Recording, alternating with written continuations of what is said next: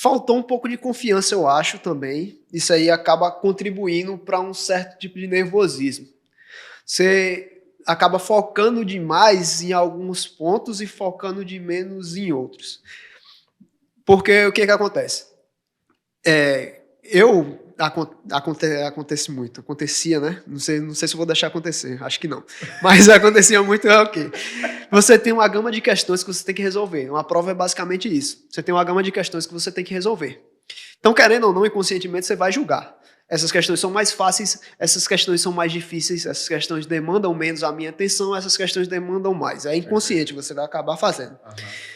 E aí, o que aconteceu comigo? Na questão mais fácil, eu dediquei menos tempo, por ser uma questão mais fácil, eu dei menos atenção, provavelmente. Nas questões mais complexas, que demandavam mais minha atenção, eu acabei me desdobrando mais. Então fui ali, perdi mais tempo, conferi, porque podia errar alguma besteira, que é uma questão ali que essa questão aqui eu nunca vi, ou vi pouco, resolvi pouco, e aí acaba que eu dei mais atenção. Então eu perdi mais tempo nela, e nas outras questões que na teoria são mais simples, eu perdi menos tempo. Só que o peso é igual.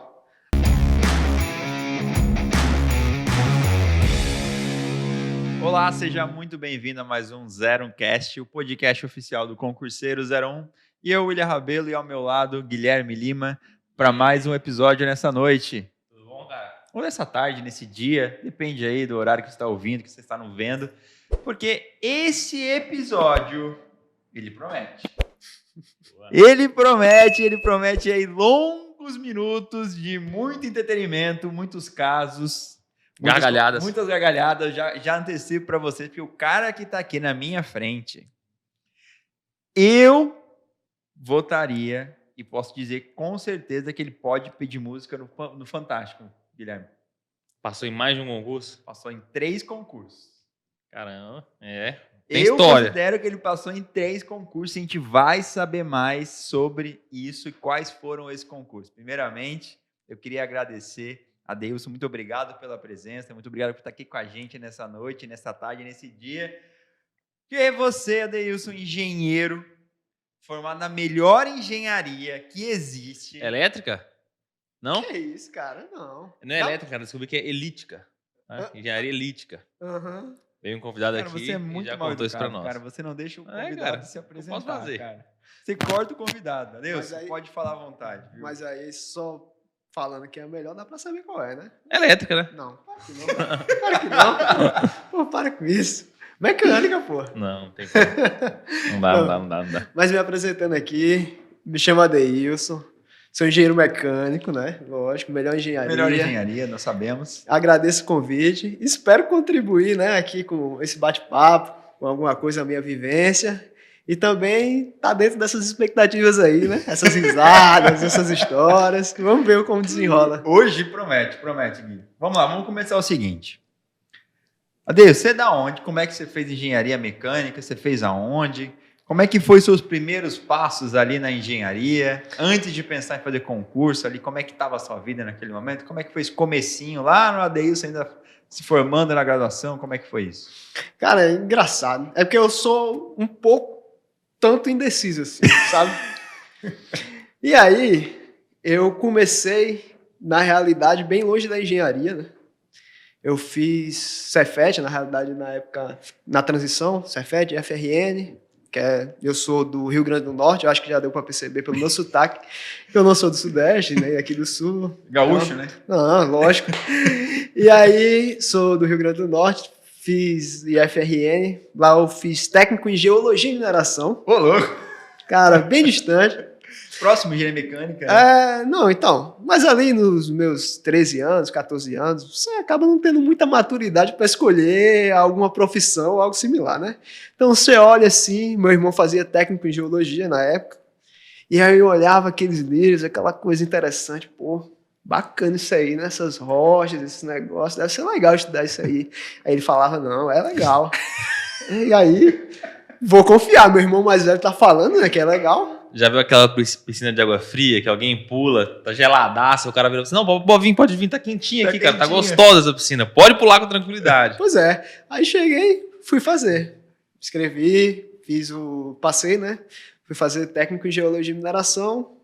Ainda bem que eu escolhi no técnico, porque aí deu tempo de mudar. Porque eu vi que não era, apesar de eu achei interessante visualmente falando, não era algo que me chamava atenção para ser o profissional da área de geologia ou da área de mineração. Então, ali percebi que eu queria algo mais voltado para a engenharia, né? Via uma certa aptidão ali na parte de cálculo, física e tudo mais. Então, engenharia era algo que eu queria, não sabia qual. Lá na UFRN ela tem uma vantagem, que é o seguinte: você não escolhe a engenharia logo de cara. Legal isso. Então você faz um curso generalista, que é ciência e tecnologia. Então você passa 2, 3 semestres? São 4 semestres ao todo. Você vai pagando ali as físicas, cálculos, matérias que são similares às várias formações de engenharia, ciência dos materiais, resistência dos materiais. Então, E se o cara Parte evadir, mesmo. ele sai formado em alguma coisa ainda? sai, mas aí você tem que fazer 6 semestres.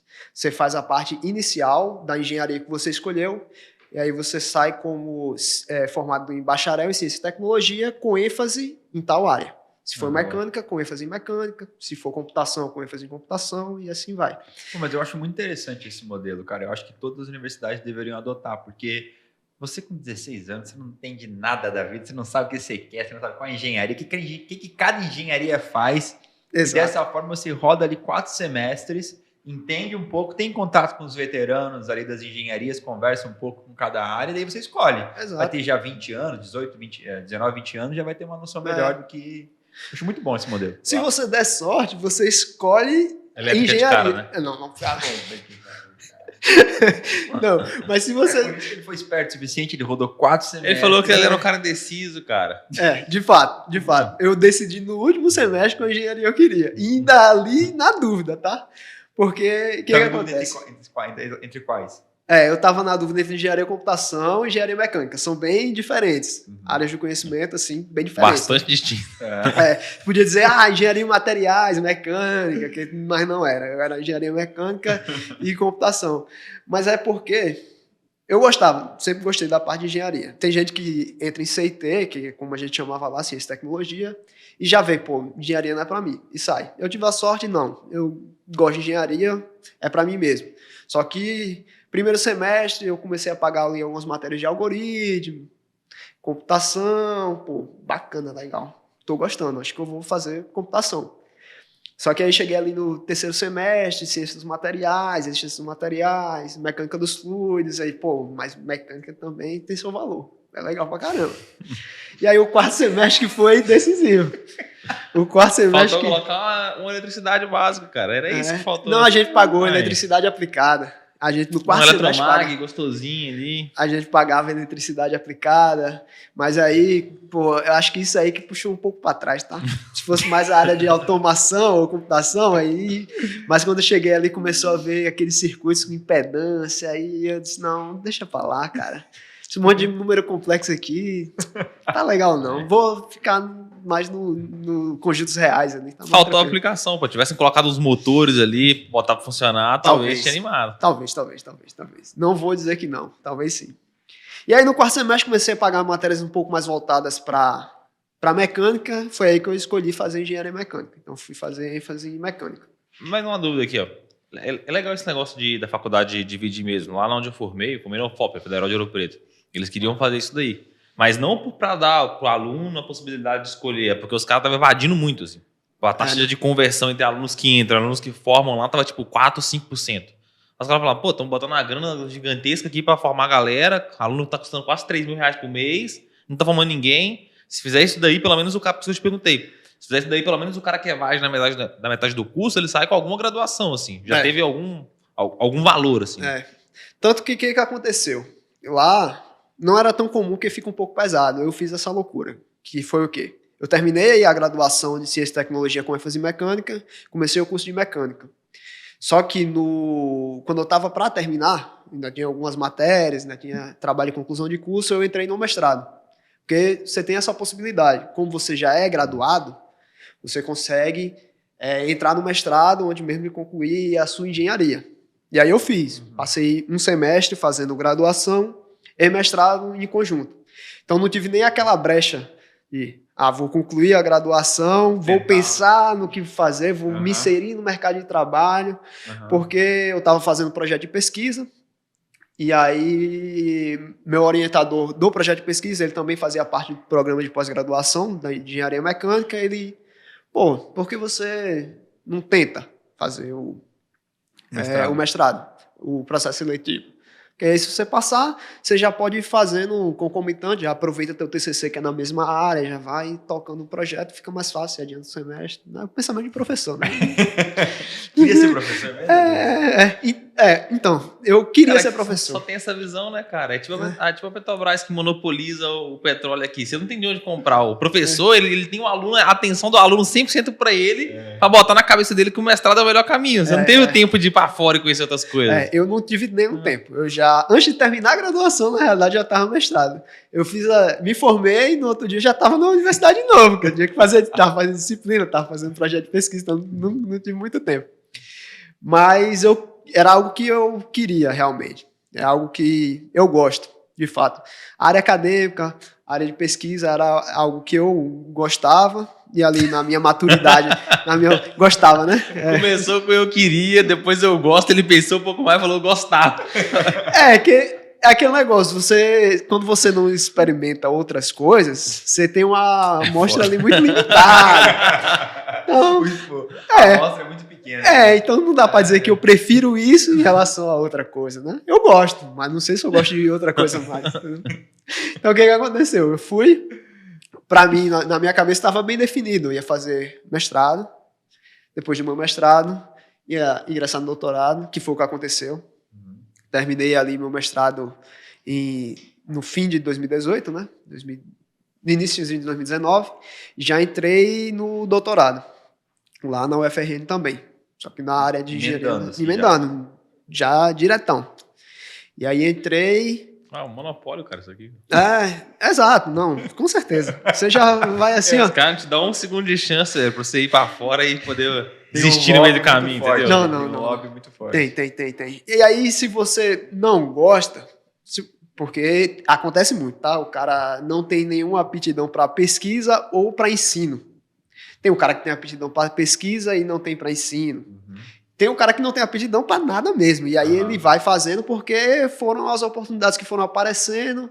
Não tinha emprego naquela época ali, você sabe, né? Você sabe também. Ou ele até gosta, na real, né? Às vezes o cara não tem aptidão, mas ele gosta. Ele tá Ele ali, gosta, ele ele puxa gosta. o negócio. Mas... Então, era muito comum você ver cara que, às vezes, você perguntar, por que tu tá fazendo pós-graduação, mestrado ou doutorado? Ele não sabia muito bem explicar o porquê. Ele sabia que não tinha emprego. A oportunidade que apareceu, eu fui, agarrei e tô fazendo aqui. Mais pra frente eu decido se eu quero seguir na área acadêmica, se eu não quero. E acaba que tu ia perdendo um tempo razoável, né? Você faz mestrado, faz doutorado, para depois tentar se inserir no mercado de trabalho. Só que você já tem uma qualificação que não bate direito com o mercado de trabalho. Para o mercado de trabalho, você passou, 6 anos fora do mercado de trabalho, porque você está voltado para a academia. Não, em alguns locais, não. Tem locais que o teu mestrado, doutorado, ele já é um pouco mais específico, o teu conhecimento é um pouco mais específico, então esse conhecimento, aí sim, o mercado consegue absorver. O mercado consegue absorver, mas não acontece com todos. Mas é muito disso também, né? Tipo, até o cara que ele vai contratar, ele vai olhar e falar, por Deus, isso aqui tem mestrado, doutorado.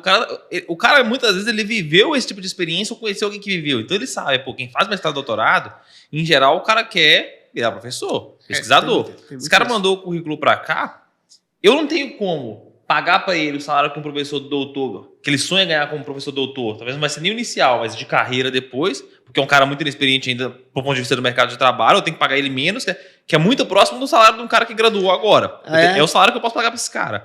E eu não tenho muito como motivar ele, porque, o mestrado do doutorado dele não vai ser aproveitado aqui. O cara vai se tem frustrar, grande chance desse cara ainda ver um concurso, querer pegar e sair depois. Então o cara olha e fala, é difícil de motivar esse cara, na visão dele, merece ganhar muito mais, mas o que eu posso pagar é muito menos e o risco dele sair é grande. Aí, não compensa. Muitas vezes pro cara não compensa. Então acaba que o cara fica um pouco frustrado mesmo. E aí eu entrei no doutorado. Fui fazer doutorado, na minha cabeça estava tudo bem traçado. Mas aí no primeiro ano ali, principalmente do mestrado, eu comecei a refletir um pouco, eu vi muitas pessoas ao meu redor. né? O cara terminando o doutorado e aí ingressando no pós-doc, ou terminando o doutorado e o mercado não tinha como absorver a capacidade que ele tinha para oferecer, porque não tinha vaga suficiente para pesquisador, no Brasil não tem. E as universidades também não conseguem comportar a formação de doutores que naquela época, nessa época atualmente, está um pouco maior, porque como não tem emprego, tem muito formação, não tem emprego, a galera acabava indo para a pós-graduação mesmo.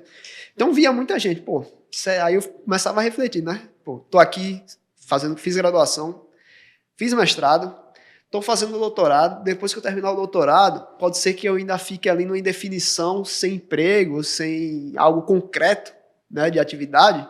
Então, bateu um pouco de insegurança na realidade. E eu via alguns amigos meus já meio que terminaram a graduação e já estão empregados, seja na área da mecânica mesmo ou em outras áreas, eles já estavam desenvolvendo atividades, focados em outras áreas da... Estavam criando a carreira deles já, né? Profissionais, exato. Muita Exato. experiência, né? Exato. Então foi aí que eu parei para pensar se não valia a pena eu investir nos concursos, né? E eu não, na época eu não tinha muita visão dos concursos de engenharia. Eu conhecia a Petrobras, porque era um concurso bem famoso. Tinha acabado de ter Transpetro na época, então... 2018 isso. Tinha acabado de ter Transpetro. Então Petrobras Teve os também dois, foi né, 2018. juntos. Foi. 2018 foi Petrobras e Exato. 2018 foi Transpetro. Exato. Eu tinha acabado de me formar, estava no mestrado, eu até fiz esse concurso, mas não tinha estudado. Foi um concurso que eu fiz ali, como a maioria esmagadora das pessoas que vão fazer o concurso da Petrobras concurso da Petrobras, hein? Ó o salário, esse salário é bom, hein? Vou lá, vai que cola. Tem centenas de vagas, dá pra mim, né, cara? Cabe eu ali. Então, vou lá fazer, custa nada. Pô, fiz lá sem chance nenhuma. Tu sabe que estatisticamente é mais fácil você acertar na Mega Sena, né? Ah, com certeza. Porque a proporção de 70 questões, se você fazer a probabilidade estatística ali, é mais fácil acertar na Mega Sena. Naquela época era César Gran Rio, porque se fosse CESP, certeza que eu tinha feito pontuação negativa, cara. Né, se eu começasse a chutar lá, ia tudo. E aí eu fui pesquisar, fui ali olhar sobre concurso, e o que me chamou a atenção primeiro foi o concurso da área militar, por ser um concurso recorrente, né? Eu não conhecia muito sobre a área militar, não conhecia muito sobre o Corpo de Engenheiros da Marinha, nem nada do tipo. Mas minha cunhada, que hoje é minha cunhada, né? Na época eu namorava com a Rayane, hoje em dia é minha esposa, ela é militar, né, do Corpo de Engenheiros, então sabia que existia, mas nunca busquei muita informação. Nunca tive muito interesse, a não ser a partir desse momento, né? E aí eu fui buscar, eu disse, pô, quer saber, vale a pena eu investir um tempo aqui, vou tocar meu doutorado, e aí eu, em conjunto, vou investindo tempo nesses concursos. Estudando para concurso. Estudando para concurso. E aí o primeiro que eu escolhi foi o concurso do Corpo de Engenheiros da Marinha. O CP100. O CP100. Inclusive, na época era Engemarinha, né? Famoso Engemarinha. E aí, de um material de apoio, eu não tinha muito norte, porque era algo muito específico. O Corpo de Engenheiros da Marinha, ele tem essa característica singular, né? Que é um concurso bem específico. Ele cobra a parte do primeiro ciclo, também cobra a parte de engenharia, né? De maneira discursiva. Então, você precisava de um norte para poder se basear, você tinha que ter esse rumo. E aí foi quando eu encontrei o Engemarinha. E a princípio eu estava ali, estudando Corpo de Engenheiro. Chegou a ser aluno do Engemarinha, então, na época, para o CP100 também? Sim. Foi quando eu conheci. Na realidade é engraçado, porque o Engemarinha meio que tem uma contribuição por eu estar hoje onde está, por o seguinte motivo principal. Que é o quê? Quando eu estava estudando para o CP100, eu não sabia da existência do SMV. Eu não sabia. Não tinha noção. Sabia que existia o CP100 porque minha cunhada era do Corpo de Engenheiros da Marinha. Sim. Mas eu não sabia que tinha esse posto de militar temporário. Não tinha conhecimento. Lá no Rio Grande do Norte, em Natal, a base naval é menor, a questão de militarização, né, da parte da Marinha é menor. Então, o pessoal não tem muito acesso a esse tipo de informação, como eu também não tinha. O pessoal do meu grupo também não tinha esse conhecimento sobre esses concursos. E aí eu estava lá estudando para o CP100, tocando meu doutorado, e aí eu recebi que saiu o edital do SMV. Pô, ICMV, o que é isso? Serviço militar voluntário? Pô, voluntário? Voluntário, Eu vou trabalhar de graça? Por que eu vou fazer isso, cara? Não. Aí, tá maluco? Já trabalho de graça no mestrado. Pô. Aí, pô. Que isso, cara? Eu tô escravo lá, eu tô escravo da Marinha agora. Aí abriu o edital, né? Pô, vou olhar o que é isso aqui. Aí eu vi, pô, uma oportunidade bacana, paga um salário legal, é voluntário, porque entendi depois que é voluntário, porque você não é obrigado a estar lá, você se voluntaria. Mas tem um salário bacana e tal, um plano de carreira ali, você tem uma estabilidade de 8 anos. Então, fui dar uma buscada no edital, vi que não tinha vaga para Natal, né? Não tinha vaga para o Rio Grande do Norte, tinha uma vaga para Bahia, que era o local mais próximo, e a maioria das vagas eram para o Rio de Janeiro. Tinha Rio de Janeiro, tinha, eu acho que Rio Grande do Sul, uma vaga para Brasília, todas eram vagas pontuais, só o Rio de Janeiro que tinha 8 vagas. E aí eu perguntei a Rayane, na época, minha namorada, né? Fui consultar por que ela achava da ideia. Fazer o concurso era para outra localidade, ter que se mudar e tudo mais. Ela foi bem aberta, né? Aí eu, quer saber? Eu acho que eu vou estudar, vou dar uma olhada nas matérias, né? Vi que era bem diferente, muito diferente do CPC, então acabei tendo que dividir um pouco a atenção entre o doutorado, o CPC e o SMV. Mas como era português e basicamente a parte de formação militar naval, né? Você tinha menos carga ali de disciplina, dava para dar uma enxugada. Quando tivesse mais próximo da prova do SMV, eu focava um pouco mais na prova do SMV. E aí eu escolhi fazer para o Rio de Janeiro, porque tinham mais vagas, eram 8 vagas, eu acho que na época eram 8 vagas, e chamavam 3 vezes o número de vagas, né? Então ia chamar 24 vezes o número de vagas para a prova de títulos. E aí eu já tinha mestrado, já tinha artigo, enfim. Eu acabava tendo uma certa vantagem sobre o pessoal que acabou de graduar. Uhum. Isso era lógico. Então, pô, se eu fizesse isso aqui que tem uma vaga, eu tenho que ficar entre os 3, né, para poder ter alguma chance. Então, aqui, como eu tenho um pouco mais de título, eu vou focar no Rio, que são 8 vagas, e aí, se eu ficar entre os 24, eu consigo... talvez eu consiga poder subir algumas posições e conseguir a aprovação. E aí foi aí que eu comecei na área dos concursos, foi na área militar. E por isso que eu falo, se não fosse o Engenharia que tivesse me avisado do SMV, eu talvez não tivesse vindo para o Rio. Poderia saber em algum outro momento, mas para outra localidade. Agora. Quem sabe. Só para deixar claro, né, que não sabe, o Engenharia é o antigo nome do concurseiro 01, a gente chamava Engenharia antes, agora concurseiro 01. Exato. Era um nome bem criativo, né? Porque saiu da época de engenheiros da Marinha, daí pensaram no nome Engenharia, bem criativo, foi muitas horas de pensamento, por que reflexão, o engenheiro bem criativo botou o nome de Engenharia. Exato. Mas enfim, fez o concurso do SMV, estava estudando para o CP100. Estava também. Tu estudou para o SMV, como é que foi esse seu estudo para o SMV, para ser aprovado? Ele foi tranquilo? Como é que foi? Foi um pouco... Mas eu foquei um pouco mais próximo da prova. O que acontecia? Eu tinha ali em torno de 4, 5 horas diárias líquidas, né? Uhum. Livres. Então, eu estudava ali umas 3 horas, basicamente, para o CP100, que acabava tendo uma carga horária maior, e 2 horas líquidas ali diárias para o SMV. E no fim de semana, que acabava tendo tempo mais livre, eu incrementava mais. Tentava estudar umas 3 horas e meia, líquidas ali para o concurso. Isso quanto tempo antes da prova? Cara, isso foi pós-edital. Pós-edital, no 2 meses. Isso, exatamente. E aí, é bom essa informação, porque tem muita gente que faz isso, né? Estuda para o CP100 e para o SMV ao mesmo tempo, para o EOEAR, assim, outro concurso para engenheiro, e para o SMV. E aí o SMV é mais tranquilo de passar. A gente tem que falar que é uma porta de entrada mais acessível. É mais acessível. E aí saber calcular e dosar, né, esse estudo é interessante. Eu acho que você fez um bom planejamento para isso. Aí você estudou 3 horas por dia para CP100 e 2 para SMV. É o horário que eu tinha disponível, né? Então tinha que ponderar ali. Como o CP100 acabava você tendo uma carga horária maior de disciplinas, porque além das disciplinas que você tem do ciclo básico, você ainda tinha engenharia. Então, basicamente, é ter o currículo inteiro de engenharia que tu tem que estudar. Então, a carga horária é bem mais pesada. Então, eu fiz essa divisão. E aí, quando estava faltando algumas semanas, estava 2, 3 semanas para a prova do SMV, eu comecei a me dedicar exclusivamente ao SMV.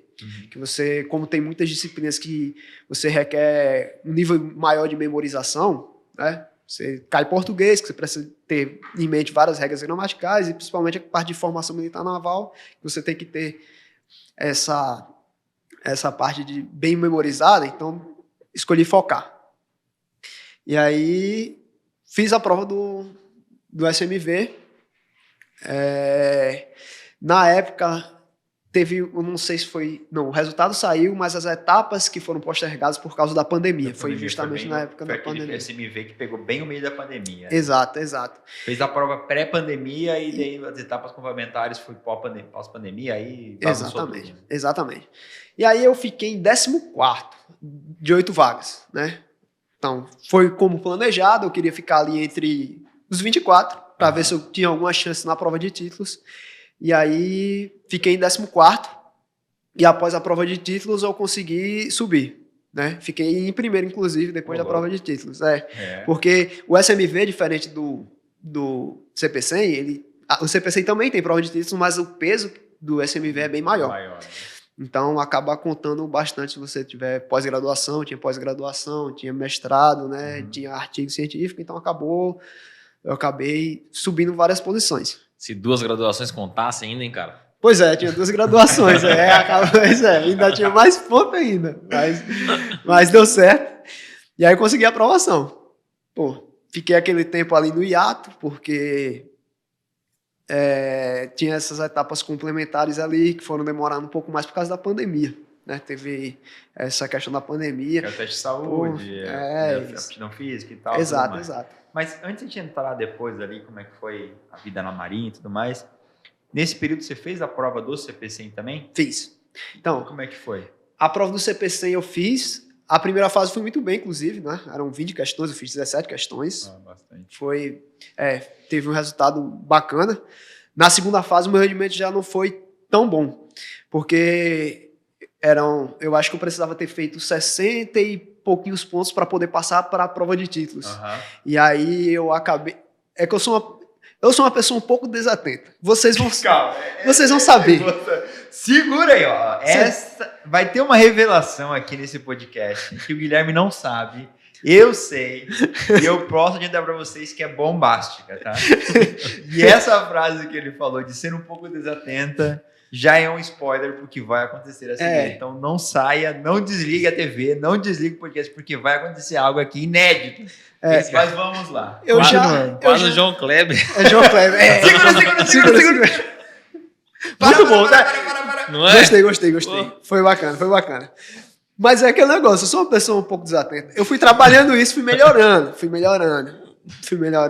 mas nessa época eu ainda era um pouco mais desatento. Por incrível que pareça. Impossível, cara. Incrível que pareça.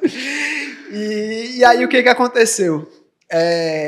Eu acabei errando uma conta. A prova é discursiva, então você não tem esse tato. Às vezes você consegue por ordem de grandeza, as alternativas não vão te ajudar, né? Mas ali você errou e não tem o que fazer. Às vezes você acha que está certo de fato. E eu acabei errando uma conta ali que me custou os pontos que serviriam para eu passar na prova de título, para ir para a prova de títulos, né? Para as próximas etapas.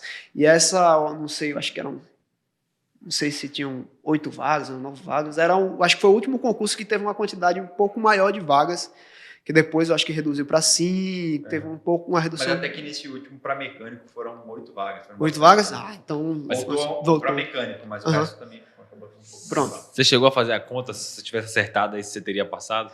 Se eu tivesse acertado, eu teria... passado, você diz, né? Na prova de títulos depois. Concurso, teria passado, porque a prova de títulos eu teria bem mais pontos, então acabaria compensando essa diferença ali de pontuação. Eu acho que eu passaria em 22º ali, né? Acho que chamava 24, se eu não me engano. É isso. Aí eu acho que passaria em 22º, eram 8 vagas, mas a prova de títulos tinha um peso razoável, eu conseguiria entrar dentro das 8 vagas. Então, já teve aconteceram coisas piores, mas é foda. Eu já tive alguns problemas com isso. Era muito recorrente na época da graduação, cara. Eu fui zoado muito na época da graduação. Tipo o quê? Ninguém que Cara, fazia. eu vou... Pô, teve uma que é clássica, porque o meu professor de cálculo, ele me zoou até eu sair de lá. Acho que se ele tivesse meu contato no WhatsApp, ele mandava mensagem me zoando. Porque, pô, na prova de cálculo 1, a questão de derivada implícita gigantesca. Derivada implícita lá, você tinha que fazer uma porrada de conta. Muita conta, muita conta, muita conta. Você vai lá, vai lá, vai lá, vai lá. E eu cheguei no finalzinho.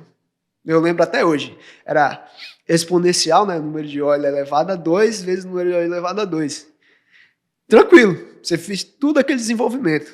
Na hora de responder, eu coloquei E elevado a 5. E elevado a 5. Que isso, Que era só cara? somar 2 com 2. Ei, não tem nem como errar, porque se você ficar na dúvida, você somar ou multiplicar 2 mais 2 dá 4, 2 vezes 2 dá 4. Por isso que ele me zoou a vida inteira, cara. A vida inteira. Ele foi lá, a turma tinha 100 alunos, 120 alunos. E ele não tinha o menor pudor de me zoar na frente de 100 alunos, cara. Ele me zoava mesmo. Eu disse, Aí passou o semestre inteiro assim. Isso aqui, ó, facinho, né? Tranquilo. Isso aqui não dá pra errar, a não ser o Adeilson. Esse aqui ele consegue errar, ele consegue. Então, qualquer conta, qualquer coisa simples que tinha lá na disciplina, a partir de então ele me zoava, porque 2 mais 2 é possível errar sim. Foda, cara. Acontece. Sou um pouco desatento. É duro. Mas tem coisa pior. Tem coisa pior. Isso aí, tranquilo. Perdi uns pontos ali, mas é algo que você recupera. Mas tem tem coisa coisa que não pior. dá pra recuperar. Mas vamos seguir. Calma que vai vir coisa pior, galera. Calma. Mas vamos lá. Segura. Mas e aí? Você pensa, o que você acha que poderia ter feito, obviamente, tirando a questão da tensão ali, no CP100, que poderia ter passado, assim, até a Revisar, parte de né, estudo. Talvez revisão, talvez diminuiria, aumentaria sua atenção, diminuiria sua probabilidade de errar alguma coisa básica. O que você acha que poderia ter feito ao longo da preparação que teria passado no CP100 ali naquela primeira tentativa ali? Sim. Eu acho que quando você vai um pouco... Faltou um pouco de confiança, eu acho, também. Isso aí acaba contribuindo para um certo tipo de nervosismo. Você acaba focando demais em alguns pontos e focando de menos em outros. Porque o que acontece? Acontece muito. Acontecia, né? Não sei se eu vou deixar acontecer. Acho que não. Mas acontecia muito, ok. Você tem uma gama de questões que você tem que resolver. Uma prova é basicamente isso. Você tem uma gama de questões que você tem que resolver. Então, querendo ou não, inconscientemente você vai julgar. Essas questões são mais fáceis, essas questões são mais difíceis, essas questões demandam menos a minha atenção, essas questões demandam mais. É inconsciente, você vai acabar fazendo. Uhum. E aí, o que aconteceu comigo? Na questão mais fácil, eu dediquei menos tempo, por ser uma questão mais fácil, eu dei menos atenção, provavelmente. Nas questões mais complexas, que demandavam mais minha atenção, eu acabei me desdobrando mais. Então fui ali, perdi mais tempo, conferi, porque podia errar alguma besteira, que é uma questão ali que essa questão aqui eu nunca vi, ou vi pouco, resolvi pouco, e aí acaba que eu dei mais atenção. Então eu perdi mais tempo nela, e nas outras questões que na teoria são mais simples, eu perdi menos tempo. Só que o peso é igual. As duas questões valem a mesma nota. E aí, se você acaba dando um vacilo na questão que vale menos ponto, por falta de tempo, e ali, se você tivesse sendo um pouco menos, demandasse um pouco menos de tempo nessas questões mais complexas, provavelmente você também iria acertar, mas esse tempo talvez fosse precioso para você acertar essas questões mais simples. Então, eu acabava que inconscientemente fazia isso. Pô, essa questão aqui é mais complexa, eu preciso revisar um pouco mais. E aí aconteceu o quê? Essa questão mais simples, eu acabei errando, que é uma questão que a maioria das pessoas iria acertar ou acertou, né? Então, na hora da preparação, acho que você tem que dar atenção, logicamente, ao que você tem menos afinidade, você tem menos facilidade, logicamente, na hora da preparação, mas você não pode arrastar isso muito para a prova. Você tem que pensar que todas as questões, todos os conteúdos, eles vão ser igualmente importantes, porque a questão que é mais simples, ou a questão que você domina menos, ela vale a mesma pontuação daquela questão mais complexa. Então, acho que eu devo ter pecado um pouco nisso. Porque, como falei, eu sou um pouco desatento. Então, se eu, por algum motivo, desviar a minha atenção, nem que seja um pouco, vou acabar cometendo esses erros aí. Você diz, não, essa questão tá muito tranquila, cara. Não preciso nem olhar de novo, não preciso nem ver. Vou olhar essa aqui que tá mais complexa, que aí eu posso ter errado. Essa aqui, pô, facinha. Eu passei por isso algumas vezes também, principalmente na faculdade. Eu lembro até hoje de uma questão que eu estava fazendo uma prova de circuitos elétricos. Eu tinha que resolver um circuito e tinha um capacitor dele que era 100 nanofarad. Capacitor 100 nanofarad é uma coisa comum, cara. Eu fiz com 100 farad. Um capacitor de 100 farad, cara, ele não cabe nessa sala. Cara, haja energia, cara, pra armazenar. Pô, tá doido. Eu juro pra você, meu, o capacitor de 100 farad não cabe aqui. Aí quando eu fiz a conta, tipo assim, eu errei por uns 10 mil, assim. O professor olhou pra minha prova, olhou pra mim, olhou pra minha prova, olhou pra mim. Ele começou a rir da minha cara corrigindo a prova, velho. E aí depois nunca mais. Aí eu peguei o trauma, eu acho, assim, de conferir muito bem, assim, principalmente os dados iniciais para não cometer uma gafe dessa de novo. É complicado. Eu tento dosar, mas eu acho que o funcionamento neurológico já é meio assim, entendeu? Então, tem coisa que eu foco muito, fica ali. Pô, eu tô fazendo uma questão, aí eu disse, não, essa aqui eu vou pular, que tá difícil. Aí eu pulo. Mas só que o meu cérebro ele não entende isso. Ele faz, pô, mas se tu fizesse daquele jeito ali, talvez desse pra resolver, hein? Aí eu tô lá, resolvendo a outra questão, mas pensando nessa. Aí acaba que desencadeia esse tipo de desatenção. Boa. Tem que ser um pouco mais focado mesmo. Bom, eu quis fazer reflexão aí sobre o CP100, né, que não obteve êxito, mas foi legal essa reflexão de saber, e a gente não comentou, mas a estratégia de o que você, né, poderia ter feito é muito interessante, essa estratégia aí que o Adelson comentou, de pensar que todas as questões valem a mesma pontuação para você dividir a atenção sobre ela, ou não precisa, às vezes, dividir igualmente, porque vai ter questões que vão demandar mais tempo mesmo, mas não negligenciar as questões mais fáceis. Mas como que você fez a prova, assim? Você começou pela ordem numérica mesmo? 1, 2, 3, 4, 5? Ou você foi fazer as mais fáceis primeiro? Então, ou as mais difíceis primeiro? Eu normalmente dou uma folheada primeiro. Eu folhei, né? Basicamente, para ter uma visão geral de como é que era a prova. Mas aí eu tento seguir a ordem. A não ser que seja uma questão mais complexa, que eu vejo que vai demandar um pouco mais de tempo, e como o tempo é um pouco limitado, você tem que fazer essa administração. Mas eu tento seguir um pouco a ordem mesmo. É porque quando eu sempre penso isso daí também, cara. Tipo, pô, a questão aqui não é Enem mais. No Enem, a questão mais fácil, ela vale mais ponto do que a questão mais difícil. Porque senão os caras... O TRI faz isso, né? Se você errar as fáceis e acertar as difíceis, você fala, pô, esse cara tá chutando aqui, então vou dar 0 pra ele. Exato. Aí, às vezes, o cara só é desatento mesmo. Exato. No Enem, você teria ido pior, cara. Com certeza. Só que num concurso, não, é tudo o mesmo peso. Então, o que eu faço quando eu tô fazendo prova de concurso? Quando você entra quando você chega na sala, assim, você vai começar a prova, em geral, a gente tá com um nível de ansiedade um pouco maior. A gente vai acalmando enquanto a gente faz a prova. Você vê, pô, normal, que isso, façam tranquilo e tudo mais. Então, o que eu faço? Eu sempre leio a prova inteira primeiro e eu faço todas as questões fáceis primeiro, cara. Sim. Pô, as fáceis eu não vou errar. Isso aqui eu vou... E aí, como eu tô... Eu também sou um pouco desatento, deu pra ver pelo 100 farad, né? Como eu tô naturalmente um pouco mais ansioso, eu ficava um pouco mais atento. E por fazer as mais fáceis primeiro, ela pegava 100% da minha atenção e terminava elas mais rápido, porque eram mais fáceis mesmo, e sobrava tempo para fazer as mais difíceis. Assim. Sim. É uma boa. Isso aí. Ajuda bastante a acalmar.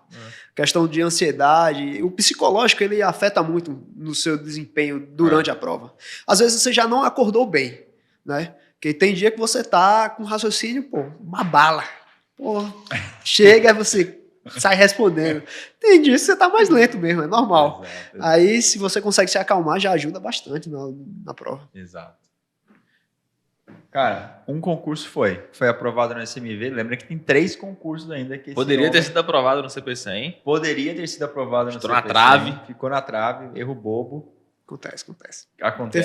Teve piores. Mas e aí, vamos mudar um pouquinho, falar um pouquinho sobre concurso. Vamos continuar a trajetória sua de vida aí. Foi pra Marinha. Como é que foi a experiência na Marinha? Iniciou lá, como é que você... Esse lance de ser desatento assim, você não passou nenhum aperto lá na Marinha por conta disso, não? Não, eu acho que ele é muito voltado, eu acho, para algum tipo de atividade. Provas é uma delas, né? Mas lá na Marinha eu não tive muita questão de desatenção. Porque nas tarefas cotidianas eu era bastante atento em si, né? Mas vindo para a questão marinha, militar, é como eu falei, eu não sabia muita coisa sobre o ramo militar, sobre a área militar. Então, acho que a maioria do pessoal que entra via SMV ou via CP100 é aquele baque inicial que você tem no curso de formação. Você não sabe muita coisa e você vai se adaptando, né, à rotina militar, ao dia a dia.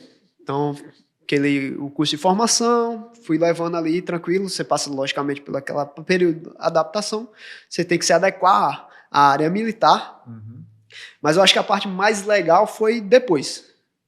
Porque, como eu falei, eu era uma pessoa muito acadêmica, né?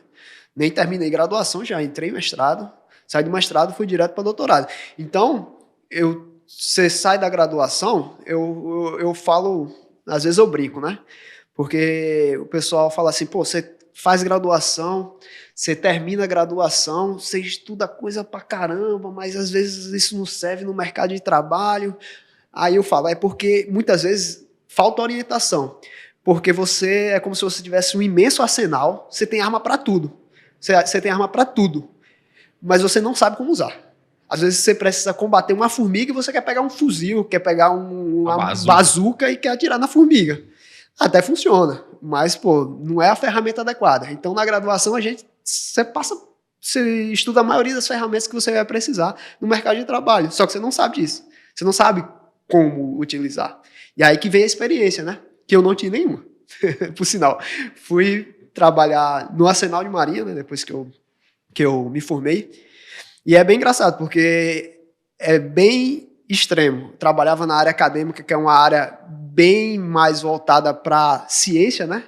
Sim, e fui para a parte de manutenção, trabalhar no Arsenal, que é uma parte bem voltada para o técnico, o chão de fábrica, né? Aquilo ali onde você vai agir no produto que já está consolidado e você vai tentar deixar a vida útil dele mais longa, né? Então, e aí eu não sabia de nada. Pô, sabia de nada. A área militar você vai... Não sabia o que era arsenal de marinha, não sabia o que era manutenção. Nunca tinha entrado num navio. Vou trabalhar com manutenção, beleza. Manutenção já ouvi falar. Navio? O que é navio, cara? Navio, nunca entrei no navio. Aí cheguei lá, pô... Você vai trabalhar aqui, né, e tal, lá. A área militar já estava ali, pô, tranquilo, sim senhor, já estava... Foi tranquilo para você a vida militar ali? Foi. Eu acho que eu sou um pouco flexível nessas questões.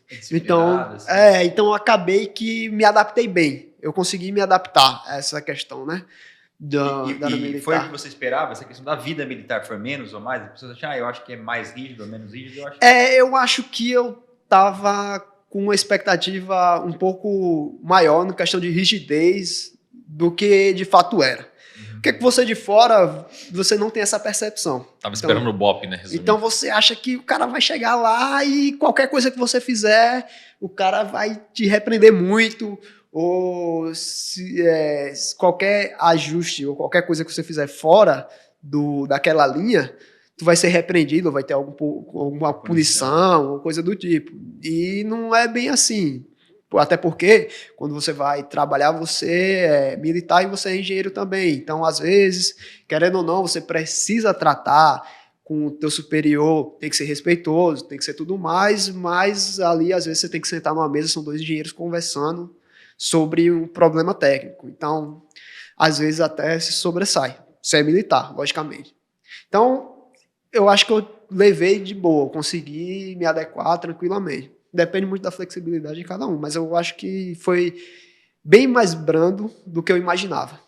Porque você fica com aquela imagem do exército, da galera que faz briga na selva, né? É o faz BOP, aquela né, cara? BOP, caramba, é loucura. Tapa na cara, vai no chão, mas não é isso. paga a flexão. Mas não é. É um local que preza, logicamente, pela disciplina, pela hierarquia, tudo mais, que são valores como qualquer outros valores que você vai encontrar em outras localidades. Na sua casa tem alguns valores que diferem dos valores que você tem na religião, na igreja, que diferem de outros valores que você tem na área militar, que você tem na academia. Então, cada um com seus valores, na área militar não é diferente. Mas o que mais me impactou, né, na realidade, foi a questão do trabalho, né? Porque, como eu falei, eu estava na área bem acadêmica, fui para a área de manutenção. Nunca tinha entrado no navio, cara. Cheguei lá, pô, você vai trabalhar como supervisor de reparo de fragata. Aí eu, o que é fragata, cara? Eu tinha aprendido ali no curso de formação, mas, porra, nunca entrei. Vamos lá na fragata, eu vou te mostrar a fragata, e aí você vai ver o que é uma fragata, e eu vou te mostrar os equipamentos, o que você vai trabalhar de fato, né? Como responsável de manutenção. O nome é bonito, né? Você pode chegar em casa lá no Rio Grande e falar, Pô, o que você trabalha? O que você faz? de O reparo que você faz? Sou supervisor de reparo de fragata. Pô, Meu filho venceu. sim, nem o que é, mas tá bom. Esse venceu na vida. Pois é. E aí a gente foi lá entrar na fragata. Primeira vez que eu entrei, lembro até hoje. Leandro, que me levou, né? Tenente Leandrinho, me levou. Ele já tinha sido supervisor de reparo de fragata. Era, na época, tinha fragata defensora, onde tinha mais demanda, então é normal, você vai passando no serviço, né? A atividade vai pra tudo. Esse aí é pra você. Pega de presente. Cada um paga a etapa, né? Como se diz na Marinha. Então eu fui lá, entrei na fragata, aquela coisa. Pô, você não era acostumado com essa proporção de navio. Um navio que, pra mim, naquela época eu vi navios maiores, logicamente, depois, quando você vai trabalhando. Você tem o Doca multipropósito, você tem o navio Atlântico, são navios bem maiores, mas a fragata é um navio grande, um porte grande. Aí eu entrei, pô, perdidaço. Você vai entrando ali, eu disse, pô, se ele me soltar aqui, eu não sei mais voltar. Eu tenho que sair pedindo informação a todo mundo. Então... E não pega nem GPS lá dentro, né? Não pega, não tem jeito. Não botar GPS. Você ia ficar perdido lá, se deixasse. E aí fui olhando, que é engrenagem redutora, pô. Já tinha visto engrenagem redutora, mas daquele tamanho não tinha visto. Já deu aquela assustada, né? Não, a gente vai trabalhar com reparo de engrenagem redutora. Linha de eixo, eixo com diâmetro gigante. Eu disse, porra, reparo isso aqui? Reparo isso aqui. Mancal, alinhamento de turbina, com engrenagem redutora, motor e tal. Eu disse, caramba, outro universo completamente diferente. Nem sabia que isso existia de fato. Porque a gente sabia que existia mancal. Saber que livros, né? Você estuda, mas você não tem aquela concepção, ainda mais naquela dimensão. São bem maiores, engrenagem redutora de grande porte. Então, são atividades de manutenção que demandaram um foco e uma capacidade minha diferente do que era demandado na academia, né? Tinha que coordenar equipes, lá o trabalho que eu fazia de pesquisa era algo mais individual. Então acaba que você vai desenvolvendo... O mais coletivo que fazia era corrigir prova de aluno, né, cara? Exatamente, exato. O coletivo é quando eu tinha que ministrar aula, que era a galera lá. Só que aí eu tô no comando, cara, era tranquilo. Eu tinha que ministrar aula, a galera tá lá, tinha que me escutar. Tô aqui na frente falando. Às vezes lá não era assim que acontecia. Não tinha muito intempéries assim na sala de aula, querendo ou não. É na faculdade, né? Se fosse ensino fundamental, era cara, mais se não complicado. quiser ver aula, ele mete o pé, sabe? Pede pra sair. Mas se eu tô lá e o meu mecânico disser, não vou fazer não, aí complicou, pô. Aí, não, peraí, vem cá, vamos conversar, não é bem assim. Aí a gente tem que ajustar. Então, eu, nesse período, fiquei lá 2 anos, né? No Arsenal, mais ou menos. E aí eu tive que desenvolver várias competências. Foi um período bacana que eu não esperava, né? Se perguntassem ali pra mim, até no início da graduação. Como eu falei, eu sou um cara indeciso. Se perguntassem pra mim quando eu era adolescente, eu ia passar longe. Mas se perguntassem na graduação, eu estava fazendo engenharia mecânica, onde é que eu ia estar em 2021, por exemplo, 2022, com certeza eu não ia dizer que estaria trabalhando no Arsenal de Marinha, com manutenção de navios. Longe disso. Supervisor de reparo de fragata. longe. Deixa esse obstáculo. Eu disse, não quero não. Supervisor de reparo, não, deixa pra lá. Muita responsabilidade, cara, não dá não. Você aceita, Neilson, ser supervisor de reparo de fragata? E ele dizer, não! Era tipo isso. Mas aí eu acabei desenvolvendo bastante competências assim que eu julgo interessante, cara, que é... Eu acho importante você, quando é engenheiro, sim, você ter várias competências, né? Não só o cara que trabalha com projeto, não só o cara que trabalha com pesquisa, mas o cara que trabalha também com a parte mais física ali. Pô, fui trabalhar lá, a primeira vez que eu vi, de fato, uma bomba ali de maior porte aberta, com todos os itens ali, todas as peças, e montagem e tudo mais. Então você tem um conhecimento um pouco mais minucioso da parada, entendeu? Tinha um professor meu da faculdade que ele falava, pô, você não pode ser extremamente só focado em ciência, na pesquisa, porque tu vai acabar se tornando um filósofo. E se tu for também só aquele cara que quer fazer só, não, só quero fazer, para mim não interessa a ciência por trás ou tudo por trás, só aquele cara que faz, tu vai virar artesão, então tu tem que ter aquele conjunto, né, as atividades. Eu sempre levei isso ali, ele falou e eu lembro até hoje, porque é interessante você ter o conhecimento por trás, né, a ciência, mas também é interessante você saber como é que funciona o equipamento em si. E lá me ajudou bastante a ter esse conhecimento, adquirir esse conhecimento mais prático da coisa. E quando você estava lá, por exemplo, assim, o que você lembra, um reparo, alguma coisa que você lembra, caraca, qual foi o maior desafio, assim? Tipo, Tinha muita demanda, né? Tinha muita demanda. Infinita, provavelmente. Né? Demanda infinita. É aquele negócio, você acabou, você disse, agora vai, vou ter paz, vou ter aquele período que eu vou ficar fazendo meus trabalhos mais simples, na tranquilidade, e na hora que você termina de falar, diz, pô, navio acabou de atracar ali, ó, vai ter um serviço grandão. Aí isso felizmente é a vida, faz parte do trabalho. Melhor trabalho do que sem. Mas lá, pô, tiveram várias atividades, vários serviços, mas eu acho que o maior, porque eu rodei muito, né? Lá a gente tinha uma demanda, eu comecei como supervisor de reparo de fragata, mas trabalhei também em navios maiores como Bahia, né? Navio doca multipropósito, e também, mas a maior parte, eu acho que eu fiquei foi como supervisor de reparo de corveta. Então teve 2 reparos bem grandes, mas eu acho que o que me deu mais trabalho foi um reparo que na Júlio de Noronha, corveta Júlio de Noronha, que a gente teve que fazer um alinhamento da turbina com a engrenagem redutora, e ele tinha muitas variáveis ali que você tinha que controlar, que digamos que não eram fáceis de fazer no período de tempo demandado. E aí esse foi complexo, não só no sentido técnico, você teve que ter algumas artimanhas para conseguir poupar mais tempo, né, para poder terminar o reparo no tempo, mas também no HH, né, na mão de obra. Demandou tanto essas artimanhas como de mão de obra. Foi bem chatinho. Mas no fim deu para terminar, deu para concluir.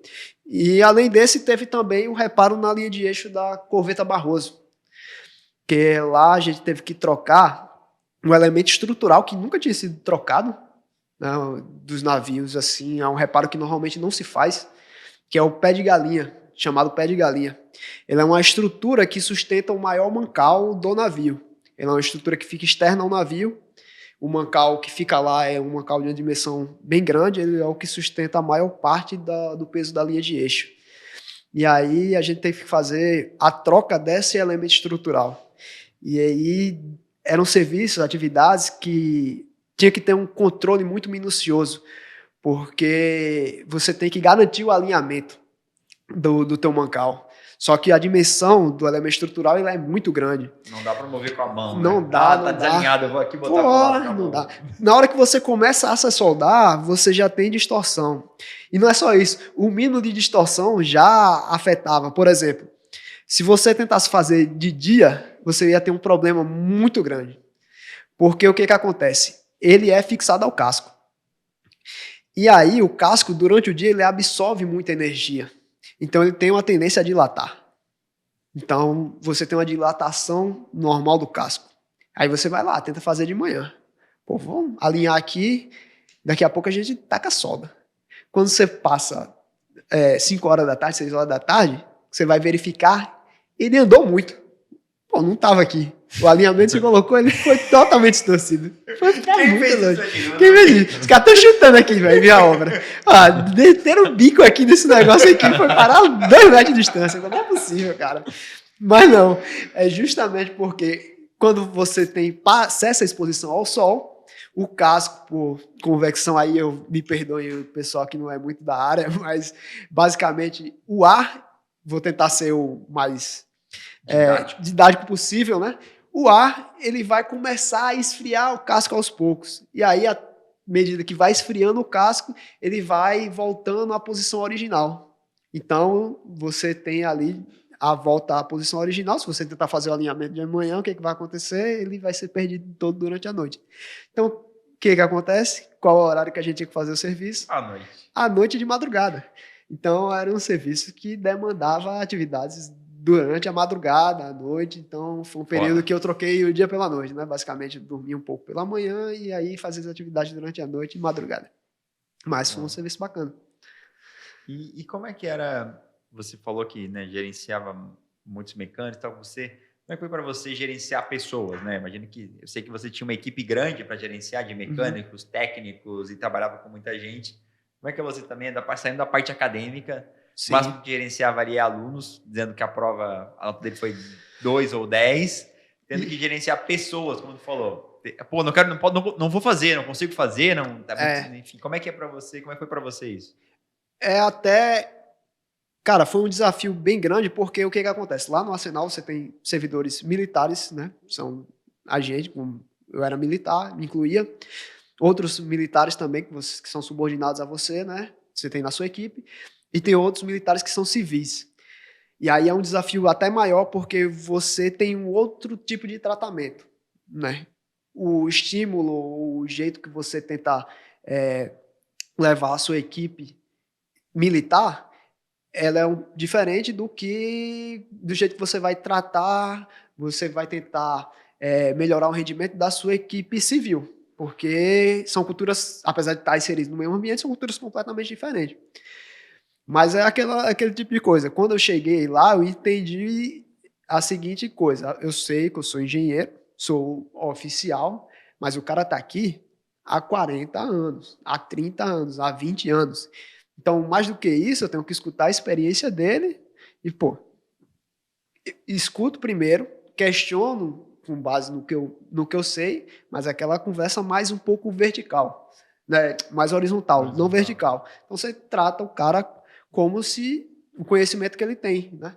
E aí você tenta absorver dele o máximo de conhecimento possível, porque no meu caso, como eu falei, eu não tinha muito conhecimento dessa parte mais prática, e aí tentei absorver o máximo possível, e aí você consegue saber qual atividade o cara consegue desempenhar melhor e quais outras ele consegue desempenhar, outro mecânico vai conseguir desempenhar melhor. Mas no começo é bem complicado, porque não só a cultura, né, do ambiente militar, mas também da localidade. Como falei, eu sou do Nordeste, então, apesar de ser tudo Brasil, a cultura do Nordeste é diferente da do Sudeste. Então, além de ter esse tratamento do ambiente militar, né, que você tem que se adequar, eu também tive que me adequar um pouco ao jeito do tratamento, como o pessoal conversa. Você tem que ver como tal pessoa, ele se estimula, o que faz ele trabalhar melhor, né? Qual é o estímulo que ele tem para trabalhar ou render melhor. Então você vai vendo como você tem que tratar. Isso aí foi bastante interessante. No começo foi bem desafiador, porque, como falei, fui inserido em uma cultura já diferente, que era do Rio de Janeiro, comparado do Rio Grande do Norte, é uma cultura diferente, pessoal, o jeito de conversar, o jeito de tratar é bem diferente e tá no ambiente militar, né? Então você vai se adequando. E trabalhando com servidores civis também, tem isso. Então, mas foi bacana. Foi difícil no começo, mas eu acredito que deu para gerenciar legal. Não sei o que eles acham, mas eu acho que deu para desenvolver bastante ali essa área de gerenciamento. Boa. Agora vamos ter a revelação? Cara, vamos para etapa. Eu quero descobrir o que é, né, cara? Ele já tá ansioso, o cara tá. hoje eu consigo falar de boa disso, tá? Mas no começo foi complicado. No começo doía um pouco. Porra, Vamos fazer o seguinte, eu vou pedir para você contar da seguinte forma, a gente vai tratar isso até o final, e no final a gente vai trazer a revelação. Na última etapa. Tá. A gente vai conduzindo e no final a gente fala o que aconteceu. Tá bom. Aí é o seguinte, então, André, você passou no concurso da CMV, fez a carreira na Marinha ali, a gente conversou um pouco sobre isso. E nesse meio tempo na Marinha, né, abriu um concurso importante. Exato. O concurso que abriu, que eu falei que tinham 3 aí, que ele foi aprovado, o meu ver pelo menos, o segundo foi o da Petrobras. A Petrobras abriu um edital em final de 2021, dezembro ali, e a prova foi em fevereiro de 22. E aí, como é que foi pra você? Você era temporário, oficial temporário da Marinha, estava buscando concurso público de engenharia, estava fazendo CPCEM? Tu fazia CPCEM também nessa época ou não? Entrava o CPCEM ou não? Não, esse ano eu cheguei a fazer a primeira fase Aham. do CPC. Mas eu nem cheguei a fazer a segunda fase. Não estava estudando? Não estava estudando, não estava estudando. Sim, sim. Eu acabei deixando um pouco de lado. E aí, ó, o que aconteceu? No final do ano, eu já estava estudando para outros concursos. Aham. Eu lembro que eu estava estudando para um concurso de engenharia mecânica no Paraná, que ia ter no Paraná. No começo, inclusive, do ano, né? E aí eu estava estudando, aí do nada eu recebo uma mensagem. Pô, saiu o edital do concurso da Petro. Eu disse, não. Sério? Não tá, ninguém tava falando disso, cara. Ninguém tava falando, né? Ninguém tava Foi falando. uma surpresa para todo mundo. Pois é. E aí fui olhar o edital. Eu já tava estudando. Então só precisei mudar um pouco o foco. Então, pô, vou mudar um pouco o foco. Tirei até férias no período de janeiro ali, tirei até férias para ter mais tempo livre para poder estudar para o concurso da Petrobras. Me adequei à banca, na época era... Não, foi Sebrasp, né? Sebrasp, A questão, né? a banca da Petro, que eu nunca tinha feito uma prova da Sebrasp. E aí comecei a estudar focado também na banca.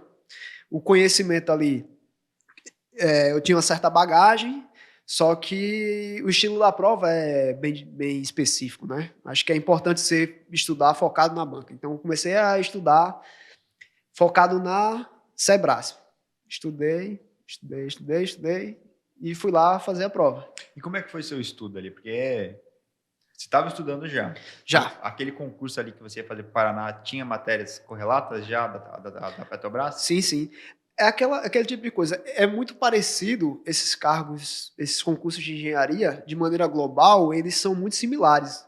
Essa demanda de engenharia, né? As disciplinas de engenharia. Só que muda muito o jeito que é cobrado. Então, às vezes, você tem uma banca que é Cesgana Rio. Ela tem um estilo de cobrança. Outro concurso já é Sebrasp, ela já tem outro estilo de cobrança. Aí você vai ver o concurso da aeronáutica, outro estilo de cobrança. Mas se você for ver, os assuntos, eles acabam sendo muito similares, lógico. Tem uns pontos ou outros que você tem que compensar ali, que não vai ter no edital. Mas, de maneira geral, eles são bem similares. Então, comecei a estudar, focar nos pontos que não tinha no edital, que eu sabia que tinha menos domínio, e principalmente fazer muita questão para entender como funciona a banca. Acho que isso foi o mais importante, né? Nos concursos que eu fiz, no caso da Petro, e dos outros concursos que eu vinha fazer. Porque você vai entendendo como funciona a banca, você vai vendo qual o padrão de cobrança, você vai vendo o estilo que ela cobra, quais conteúdos ela tende a cobrar mais, e aí você consegue direcionar melhor o teu estudo. Acho que foi isso o meu maior foco. Acho que eu perdi muito mais tempo fazendo até questões. Eu usava uma plataforma de questões. Não sei se eu vou até fazer um mexendo aqui, tranquilo? É o Tec Concursos. Uhum. Ele é uma plataforma que você consegue buscar várias questões e você tem uma capacidade de filtrar bastante interessante. Lógico, não vai ter questão comentada, nem nada e tudo mais, mas você consegue filtrar. Pô, quero questão de resistência dos materiais, quero questão de termodinâmica da banca Sebrasp. E lá você vai aparecer todas as questões. Aí não, mas eu quero só as de 2015 para cá, sei lá. Você consegue filtrar pelo tempo também. Sim, e você consegue filtrar, às vezes, por subgrupo, né?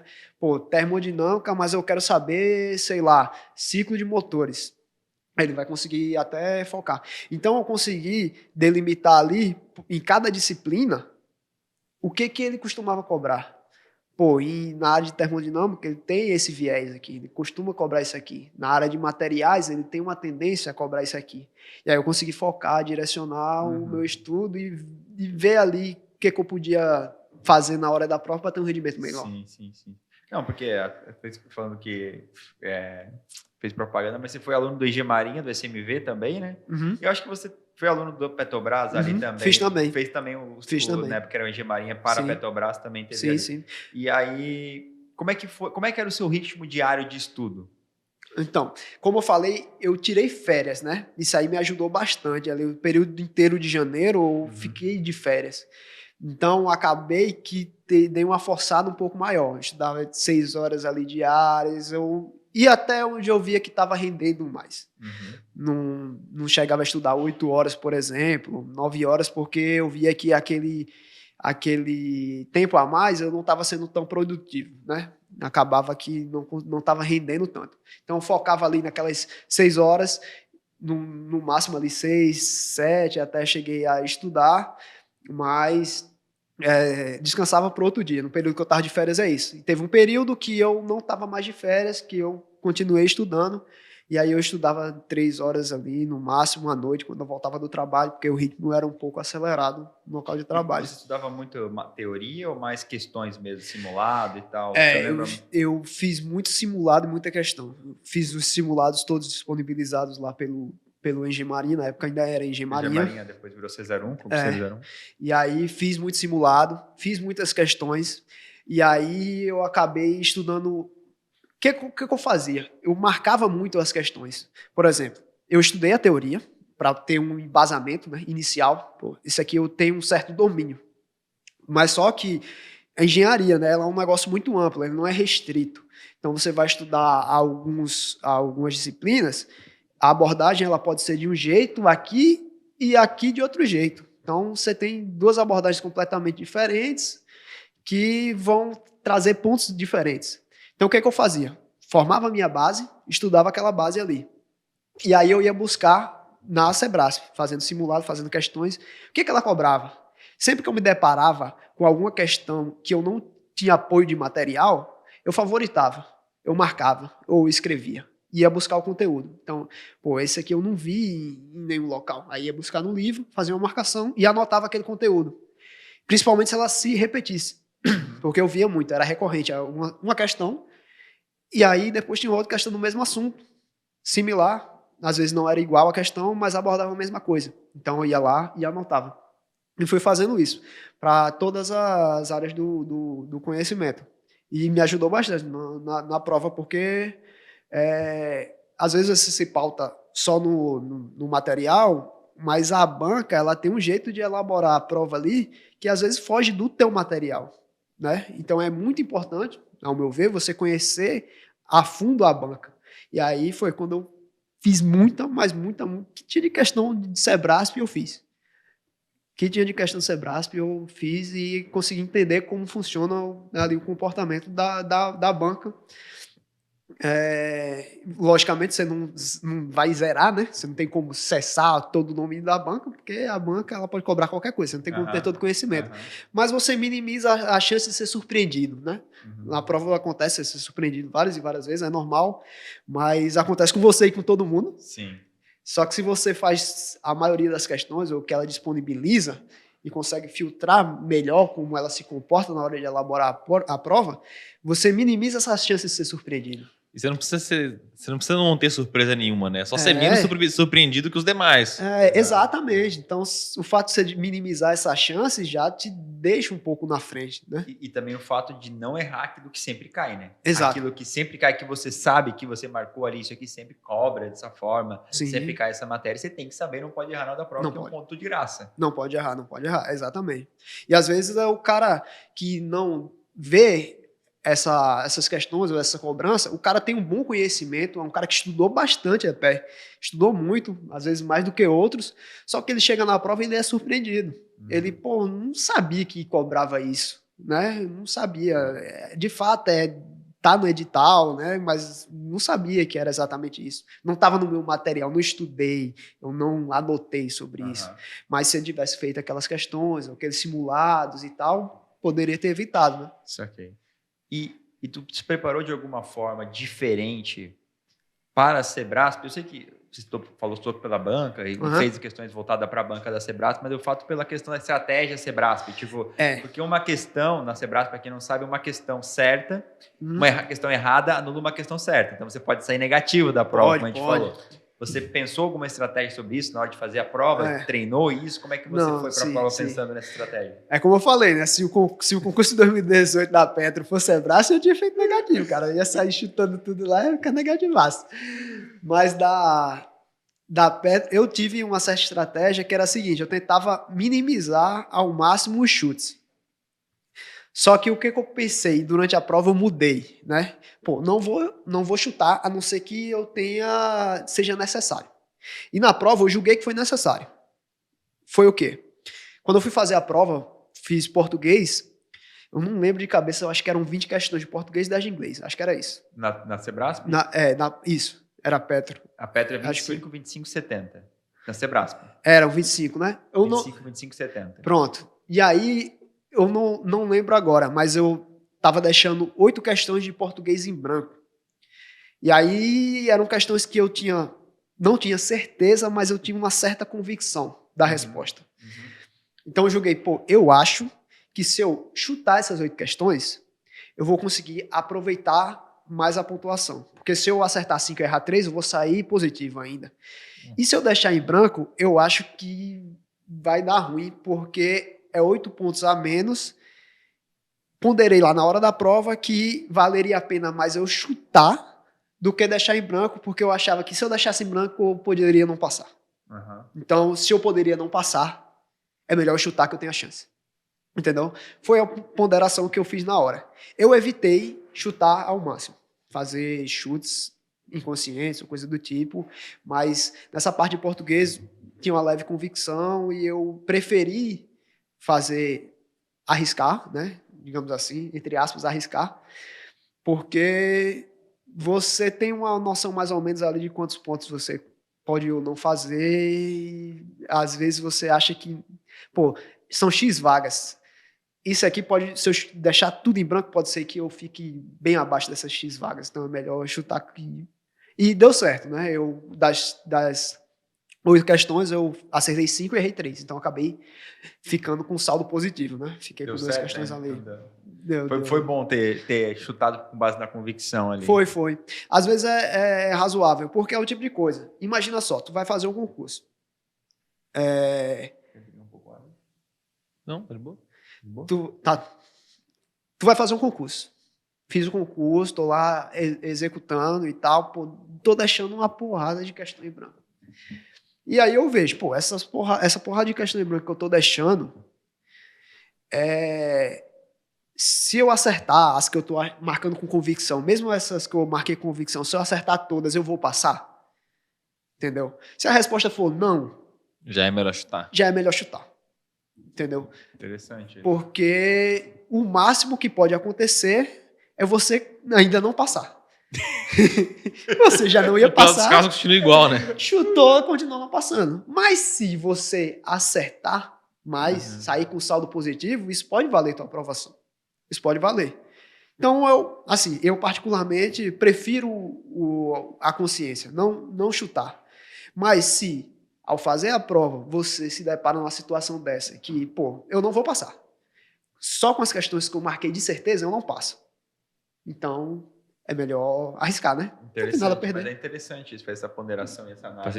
Faz sentido. Porque, normalmente, na teoria, a gente tem que não se deve chutar. Mas acho que chutar, essa afirmação continua válida. Você continua. Chutar é a melhor opção. Sim. Mas você talvez marcar as questões que você tem convicção, mas você não tem certeza, dependendo da análise que você fizer no momento, pode valer a pena também. Pode.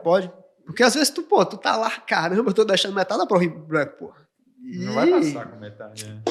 É difícil, né? E aí você vai lá, vai que tu consegue ter um rendimento. É meio difícil, mas metade da prova em branco é meio difícil. No meu caso eram só 8, né? Aí beleza, deu ali 5 e 3, acontece. Mas metade da prova em branco é mais difícil. Mas, quem sabe? Mas e aí? Fez a prova? Aí fez a prova. Calma, cara. Calma, para. Que isso, Vamos lá. A Deilson fez a prova, estudou. Antes eu quero perguntar uma coisa, tá? É interessante.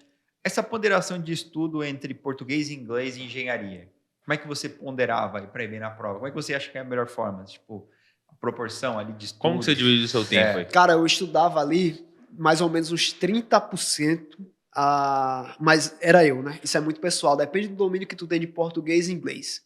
Eu já tinha um certo domínio de português por causa do concurso do SMV, de alguns outros concursos que eu já vinha estudando português. Então, eu peguei ali 30%. E o meu foco de estudo foi basicamente por questões, né? Eu revisei ali a teoria para ter uma certa segurança para partir para as questões. Mas o meu foco foi mais para filtrar a parte da banca mesmo, né? 30% do tempo. E 70% voltado para a parte de engenharia.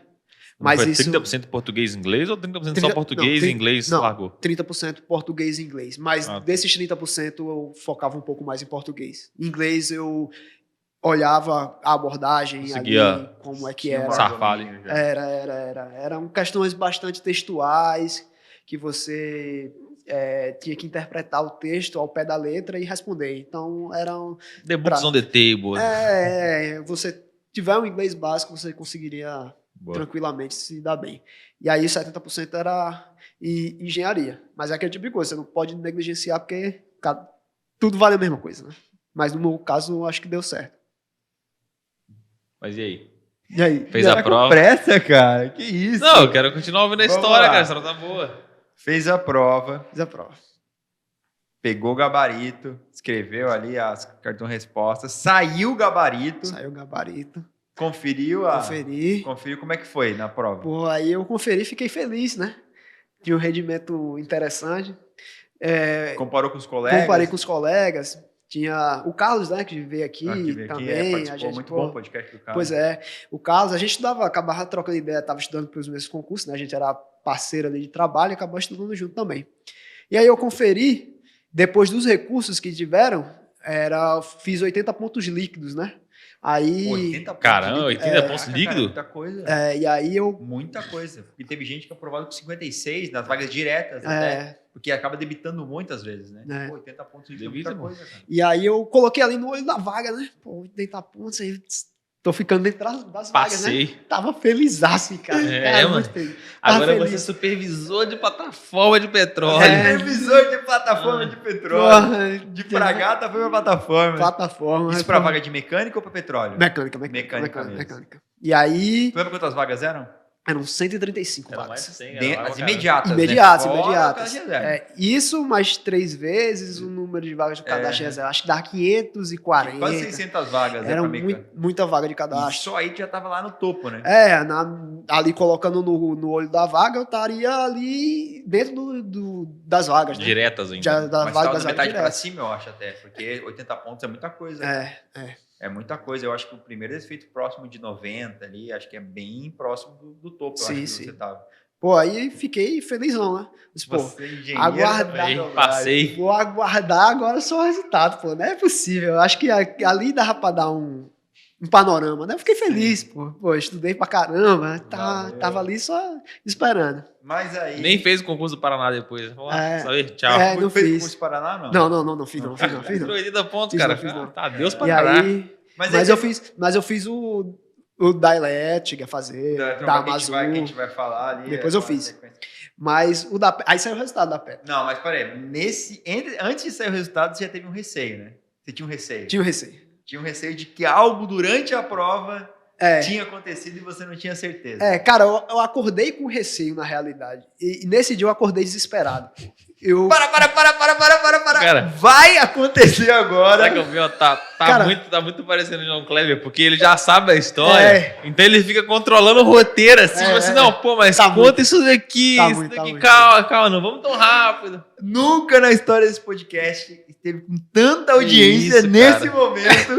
Vamos botar agora o patrocinador. Concurseiro 01, melhor preparatório do país da área de engenharia. Se inscreva agora, o link da descrição desse vídeo.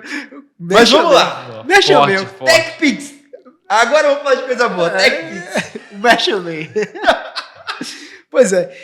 E aí teve um dia assim, eu tava lá dormindo, na minha felicidade, tranquilo, e eu acordei pra ir trabalhar, como um dia comum. Só que me veio um insight na cabeça, cara. Assim, do nada. E eu fiquei desesperado. Olhei pra minha esposa, comecei a falar, entrei em desespero mesmo que eu comecei a chorar, cara. Foi tipo desesperador. Porque na minha cabeça era isso que eu tinha feito mesmo. E ela, não, você tá entrando em paranoia. Eu pensar em uma alternativa, eu espero muito que não seja ela, Você tá entrando em paranoia, isso é tipo quando você não lembra disse que não trancou, não trancou a porta, disse, não tenho certeza, não lembro de ter feito isso, não lembro de ter feito isso. O que acontece? Não, cara, Eu espero acordei, muito que não seja o que eu tô pensando. Eu acordei e lembrei de uma coisa. Existe uma frase nas provas da Sebrasp, que é uma frase Eu achei que era o identificadora. nome. É tão ruim quanto. Hoje eu falo de boa, porque passou já, né? Já estão em outros. Concurso, Já estão em outros, então, mas aí eu falo de boa. Existe uma frase que é a frase identificadora. Ela na prova do Sebrasp, você tem que passar do caderno de Transcrever questões para o caderno de resposta.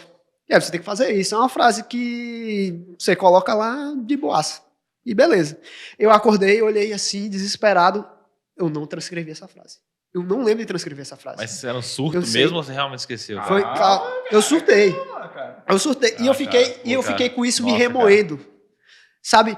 Fui remoendo. E todo mundo falava com a Maria, falava com todo mundo. E aí o pessoal, não, relaxa. Isso aí é psicológico. É quando tu pensa que esqueceu alguma coisa, porque é comum tu fazer, né? Porra, assinar e colocar essa frase é comum você fazer. É automático. É automático, então tu fez no automático e nem lembra. Aí eu tentando me convencer, só que meu interior não deixava. Eu fiquei desesperado até o dia do resultado, cara. Eu não dormi sabendo que ia sair resultado. E dentro das vagas. Né? Na minha concepção, eu tava dentro das vagas, tava ali, ó. E aí, saiu o resultado. Qual foi a nota de corte? Acho que foi 74 dentro das vagas. Acho que é 74 dentro das vagas. E você tinha 80? De 80. Só que aí eu comecei a rolar. Porque me chegou o PDF, né? Com Os nomes com aprovados. o nome de todo mundo que fez acima do mínimo, né? Que é 50% da prova, né? Que estaria no cadastro, né? Que estaria Era 30% aprovado. na real da prova. Pronto. O E aí eu Sebrasp. comecei a baixar. Só que aí eu não tava meu nome. Não aparecia meu nome. Ctrl F, não aparecia meu nome. Aí eu entrei em desespero de vez, porque eu sabia que eu não tinha preenchido, eu sabia. E aí eu fui pro computador, desesperado, para acessar a área do aluno. Né? Você tem uma área lá que você acessa. E aí eu acessei. Aí quando eu acessei, apareceu logo em vermelho assim, né? Destacado, candidato A eliminado. pior cor pra ver nesse momento. Porra, e saiu em desespero, cara. Candidato eliminado. Aí embaixo é a justificativa. Tinha o item do edital, né? Item tal do edital. Aí eu lembro o que tinha, que era deixar de escrever ou se negar a escrever frase identificadora no cartão de resposta. Porra, aí eu, caramba. Você realmente esqueceu, cara. Realmente esqueci, cara. Por isso que eu falei que eu sou um pouco desatento. Nossa. E Mano, aí... é duro, hein, cara? E aí os caras, não, pô, tem que ter jeito, não é possível, é uma frase. Aí eu disse, será, cara? Ele tá falando que ele já superou, a mão dele tá até tremendo ali. Não, enquanto cara, ele eu fico lembrando, às vezes, aí dá um pouco de agonia mesmo, porque eu fico lembrando o estado que eu fiquei na época. Quem acompanhou de perto viu, cara. Caramba, cara, eu lembro da Maria, pô, ele trabalhou com a Maria ele falou pra Maria, eu não escrevi. Ele falou, não, você escreveu, cara. Nossa, cara. E aí, desespero, né? Passou aquela fase de desespero, fiquei ali, respirei as pessoal. Não, pô, mas tem jeito, não é possível uma frase. O que é isso? Não é possível, tem como judicializar isso aí. E aí eu fui pesquisar, não para entrar com ação em si, mas para saber se eu poderia. Mas se desse uma chance ali... Se eu poderia. Mas, logicamente, aí eu entrei em contato com o pessoal jurídico, né, para saber. Logicamente, eu não sou a primeira pessoa a cometer esse deslize. Então, já tem jurisprudência sobre isso. E não é uma jurisprudência favorável, né? Porque ainda está no edital. Então, cheguei lá, ó, infelizmente, nesse tipo de caso, não tem o que fazer. O edital, ele é a lei do concurso e ao abrir uma exceção, eu estou ferindo o princípio da isonomia. Então, perante o concurso, todo mundo é igual e o que vai garantir essa igualdade é o edital. Então, eu tenho que seguir ele. Né? Falei com o advogado, falei com tal, não tem jeito. E aí, não tem jeito, eu tive que me conformar. Só que, se eu fosse isolado no meu mundo, era tranquilo. Mas todo mundo, e aí Deus, Petrobras! E aí Deus, Petrobras! Cara, nossa! Porra. E na Marinha, é o que a gente fala. Não quer guerra, não entra na Marinha. Porque o pessoal gosta de uma brincadeira, gosta de uma zoação. Principalmente se é comandante. Aí os caras não tem muito filtro. E aí ele chegava, eu já não tem muito filtro. Não tem. Eu lá, bad vibes, né? Total. Bad vibes. Aí os caras, e aí, Adeus, e a Petrobras? Aí chegava outro comandante, tá sabendo não? O quê? Pô, burro pra caramba. Esqueceu de assinar a prova. Falava que era assinar, né? Resumia. Esqueceu de assinar a prova, ia passar no concurso, vai ter que ficar aqui. E aí, zoando, e eu lá, né, pô? Né? Todo triste, né, cara? Rindo. Rindo amarelo ali. Sorriso Rindo, amarelo. pô. Fiquei na bad ali um tempo, mas tinha que superar, né? Não tem jeito. Passou, eu ficasse remoendo aquilo ali. Lógico, Ó, cara, que ficava abalo. remoendo um pouquinho, mas não o suficiente para parar de fazer as outras atividades. Quando eu tava lá, sentado no meu sofá, que eu ligava a TV, vinha na minha cabeça a frase que eu não Você escrevi. lembra até hoje da frase? Não, a frase eu não lembro. Eu lembro do item do edital, né? Que me eliminou. Não lembro qual é Mas a frase eu nem lembro, cara. Eu sei que eu não escrevi. Eu acho que nem olhei direito Por a isso frase. que tu não lembra, né? Porque tu escreveu. Nossa, que abalo, sério mesmo. Cara, imagina, cara. Não, que cara. absurdo, né? Mas assim, Por isso que eu falei que era pior do que o caso do CPC. Porque o caso do CPC eu errei uma conta. Ali, beleza, é passível. Não ia nem. Não, eu errei a comum, conta. inclusive, né, cara? É comum, não é conta só. é um dos critérios, de fato, também da prova, né? Atenção ali perante a conta, Exato.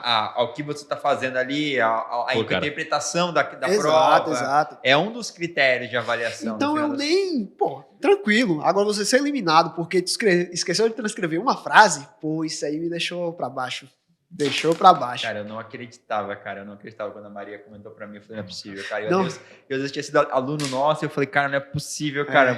Eu lembro que eu falei com o Fidel, que era o aluno, que era o próximo professor de área de Direito, e ele cuidava muito. Eu O falei, que dá pra fazer o isso que aí? dá pra fazer, Fidel? Tipo, porque o Fidel ajudou um aluno nosso, né? Enfim, o Amarildo lá e tal.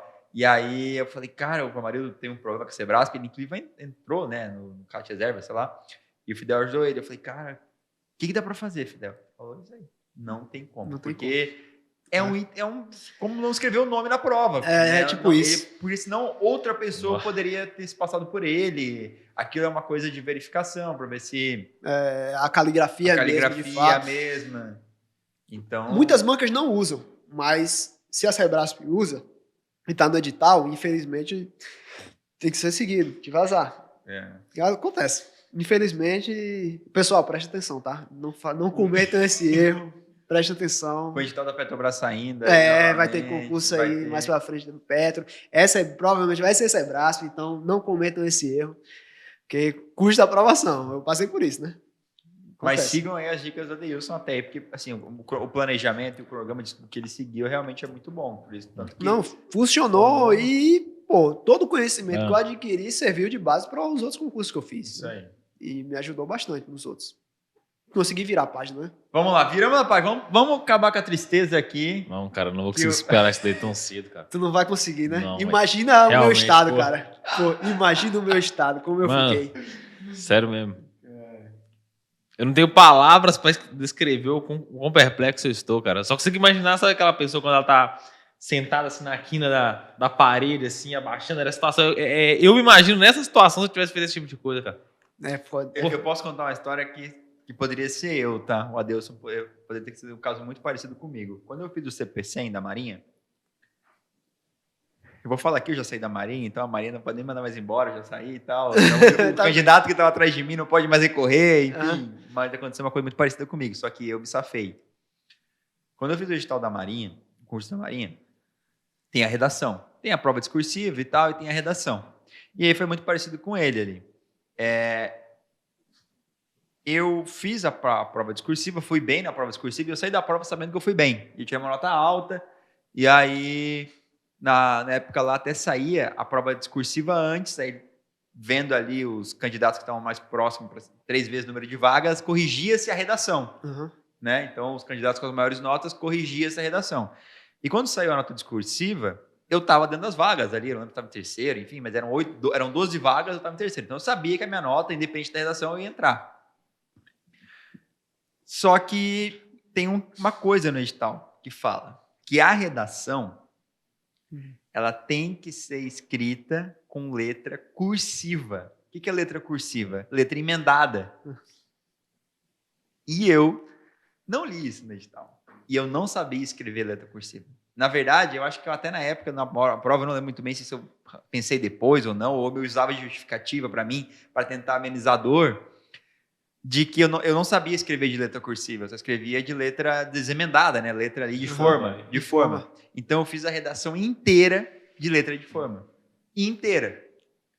E eu fui até o último dia do resultado final, você aparecendo lá aprovado para incorporação no concurso da Marinha, eu sabendo que eu tinha nota para ir dentro das vagas, tudo certo, porque quando saiu a nota da redação, eu esperava que acontecesse lá algo como eliminado. Porque eu não cumpri o item do edital, Sim. que falava que tinha que escrever com letra cursiva, e eu escrevi com letra de forma. Então, essa ansiedade do Adeilson, eu passei também. Por sorte, o corretor te safou, né, cara? Por sorte minha, eu corretor agradeço do o edital. corretor da Marinha, senão eu não estava aqui hoje também. O cara tá desesperado. Sabe o que ficou no cadastro de reserva na suplência? Ele agora tá em casa com muito. Quem tá desesperado, na verdade, nesse momento é o corretor, que pode estar lá ainda até hoje. Isso é verdade. Pô, eu já passei não pode não? Eu já passei uma porrada já. Não, quem tá puto era o cara que ficou atrás de mim, né? Que se eu tivesse Tá, saído, ele entrava. Ele dizia, exatamente. eu fiquei de reserva ali, se eu tivesse um ponto a mais, eu entrava. E por causa desse infeliz que deveria ter sido eliminado. Cara, se eu estiver assistindo, ele tá ali, ó. Eu entrei na Marinha por causa desse infeliz. Mas aconteceu comigo, só que eu tive o lado... Deu certo, deu final certo, feliz. No final feliz, mas era pra eu ter sido eliminado também no curso da Marinha. Sim. Cara. Mas vamos virar essa página, vamos falar de coisa boa. Vamos falar de TechPix. Vamos. Vamos lá, Adeilson. Acabou o concurso da Petrobras, na sequência teve outros concursos, né? Teve. A gente teve ali a Amazu, você fez também? Fiz a Amazu também. Fez ali, foi bem também na Amazu, né? Fui bem também. Mas eu quero focar mais no concurso da Eletronuclear, que é uma subsidiária da Eletrobras na época, né? Concurso interessante até comentar, que é um concurso da CES Gran Rio. CES Gran Rio. A banca era a CES Gran Rio, que é a mesma banca que vai fazer agora o concurso do CNU, né? Que tem o concurso do Concurso Nacional Unificado, vai ter várias vagas para engenharia. Sim. Mesma banca. Como é que foi estudar para a eletronuclear? Quantos meses teve da Petrobras até a Petrobras até a eletronuclear? Cara, de cabeça aqui, eu não vou te saber responder quanto tempo fez, mas teve, mas foi um tempo curto. Não foi muito, não. Foi uns 2, 3 meses, sim. Acho que a prova da Eletrobras foi em fevereiro, da Petrobras foi em fevereiro. E a eletronuclear foi tipo em maio, talvez? Acho que foi isso mesmo. Eu não lembro de cabeça, que eu também sou horrível com datas, né? Então, desatento. Total. Às vezes eu tenho que ficar, pô, que dia é hoje mesmo? Aí vou olhar que eu não lembro a data. Às vezes, pô, já é dia 12, 13, 14? Que dia é hoje? Tô pensando aqui, tá? Não sei mesmo, não. Não é brincadeira. Aí eu tenho que lembrar de uma atividade que eu tinha pra fazer nesse dia, que eu fiz, eu deixei de fazer, aí eu lembro. Mas no começo do dia, normalmente, eu não lembro. Sei que é qual dia da semana, mas a data às vezes eu esqueço. Sim. Acontece, tem esses lapsos, né? Mas focando como foi a preparação, na realidade, o que acontece? Como eu falei, eu tinha uma base bem estruturada. Já me estudando para o concurso, tinha feito o concurso da Petrobras, então eu tinha uma base bem estruturada dos conhecimentos cobrados ali na área de engenharia. A prova da Eletro era engenharia, tinha a parte de português e inglês também. Então, eram as matérias similares. Na parte de engenharia, tinha algumas coisas específicas, algumas normas da CNEM, que é o órgão regulamentador da parte nuclear. Então, você tinha algumas coisinhas para poder estudar mais. E aí, eu peguei e dei essa estudada focada nessas coisas que não caíam na Petro, né? E fui fazendo o que eu fiz também para a Sebrasp, né? Que foi focar no como a banca se comporta, como a banca cobra. Porque eu acho que foi isso aí. Tá no podcast? Esse cara Você tá no podcast? Foi. Eu fui aumentar o ar-condicionado. Não, a gente discutiu. O William bota ar-condicionado no 23, cara, eu não aguento. O pessoal do Sul, né? O pessoal do Sul. Tá maluco, eu tô gelando aqui. Mas acho que foi uns 2, 3 meses, não vou saber de cabeça mesmo não, mas não foi muito tempo, foi um tempo curto. Foi um tempo ali que eu tive ali para mudar a chave, né? E estudar para o concurso focado na CES Gran Rio, que é uma abordagem diferente, eles cobram coisas diferentes, o jeito de cobrança é diferente. Eu já tinha feito algumas questões também da CES Gran Rio, porque anteriormente, eles que faziam as provas da Petrobras, né? Então, acabei já tinha tido um contato inicial já com a banca. E aí foi aquele negócio, tinha um curto período de tempo, julgava que eu já tinha um certo domínio do conteúdo, Então, eu foquei na abordagem da banca. Então, eu estudei basicamente focado nas questões e nos itens do edital que não estava sendo coberto pelo edital da Petro, que era diferente do edital da Petro. Então, foi basicamente isso. Fiquei nesses 3 meses nessa pegada. E o edital da Sesgran Rio, assim, o que o cobra, assim, você comparando com a Sebrasp, o que você vê de maior diferença assim, entre as duas bancas? Cara, eu vi um edital bastante parecido. Eu acho que o que tinha de diferente, para falar a verdade, é a abordagem, lógico. O jeito de cobrança de cada disciplina é diferente das duas. Você percebe ao fazer questões da Sebrasp e a questão da Sesgran Rio. Mas eu acho que o que tem de diferente, eu acho que é inclusão, eu acho que até do órgão que vai fazer o concurso. No caso da eletronuclear, ele é um órgão que trabalha com essa parte nuclear. Então, eles julgaram interessantes cobrar normas referentes à área nuclear, que são normas da CNEM. E tinha algumas coisas que não tinha também na Petro, voltadas para licitação. Né? Questão de contraste para licitação, obras públicas. Então, a área de direito administrativo ali? Era só voltado para, acho que, lei de licitação mesmo. Exclusivamente, porque eu acho que vai fazer o concurso, provavelmente você vai ter contato com isso, então não sei se foi imposição do órgão ou da própria banca querer cobrar, mas aí tinham essas coisas ali um pouco diferentes, mas eu acredito que seja específico da Eletro, por ser concurso da Eletro, porque no geral, se você for esmiuçar ali, é muito similar o conteúdo do que foi cobrado na Petro e o que do edital da Eletronuclear. Não tinha frase para transcrever, né? Não tinha. Mas se tivesse, eu colocava, cara. Mas o que aconteceu? Eu olhei, eu acho que umas 15 vezes. Não é brincadeira, cara. Não tem. Eu saí de lá com o fiscal expulsando mesmo. Confere pra mim aqui, fiscal, fala aqui, ó. Tem ou não tem? Cara, e eu pedi, cara, porque eu fiquei triste no da Petro, voltando. Eu não queria voltar, mas voltando. Porque todo concurso que eu fiz na minha vida, o fiscal, ele olhou e conferiu se estava o gabarito preenchido, se estava... No concurso que eu dei um mole tremendo, o fiscal pegou minha prova e guardou. Caraca, ele nem olhou comigo, cara. É verdade, pior que o fiscal, ele confere. Ele costuma conferir. Ele sempre dá uma safadinha. Geralmente ele dá uma safada. Pô, escreve a frase aí, você esqueceu de escrever a frase. Exato, cara. Ele geralmente faz isso. E tem um parceiro meu que ele fez a prova lá em outra localidade, mas ele fez a prova também. Ele é de Marinha, né? E aí, ele me falou, cara, ia acontecer a mesma coisa comigo, você acredita? Só que como fiscal, ele me avisou. Cara, você tava muito desatento, cara. Aí eu fiquei puto 2 vezes. Que eu assim, não é que azar, eu vacilei mesmo de não preencher. Fiscal, cara, mas dei azar que o fiscal não era esse aí, se fosse... Mas no início da prova, geralmente, eles não avisam esse tipo de coisa. Pô, galerinha, ó, assina o nome, confira se o cartão de resposta tá certinho, porque a gente, se tiver que trocar, tem que trocar agora. Já transcreve a frase. O triste... No final ele recebe e ele olha. E ele olha também, O triste que é isso. Eu sei que ele avisou no meio da prova pra transcrever a frase. Só que eu tava tão focado na prova, que eu não me liguei do que ele tava falando. Ele disse, ele tá falando alguma coisa de frase aí, beleza. É por esse tipo de pessoa que nos elevadores tem aquela placa escrita: confira se o elevador está aqui antes de entrar.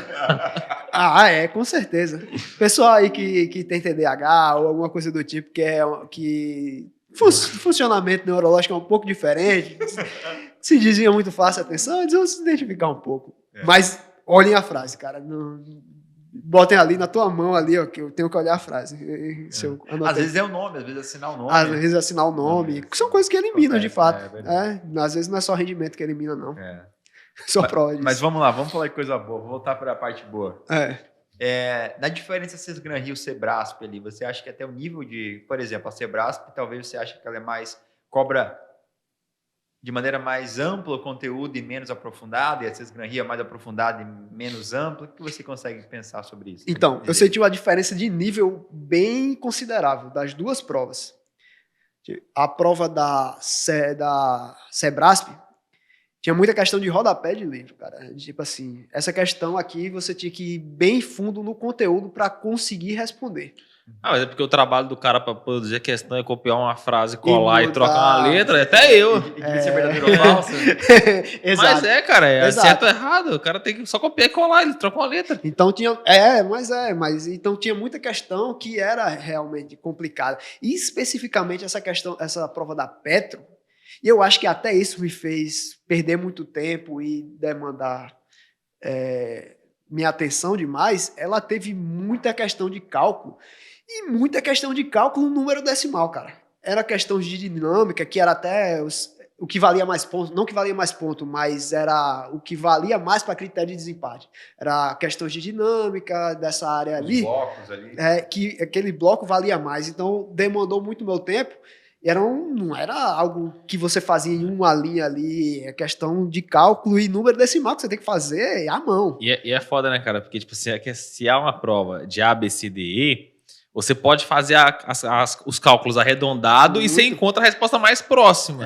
Só que se é uma de verdade, se é certo ou errado, eles colocam lá, a resposta certa é 5,661. Não tem como você chutar isso daí. Eu acho que eu acho que ali eles perderam um pouco a linha, cara, nisso aí. Isso aí foi bem complicado. Então a prova foi um nível mais alto.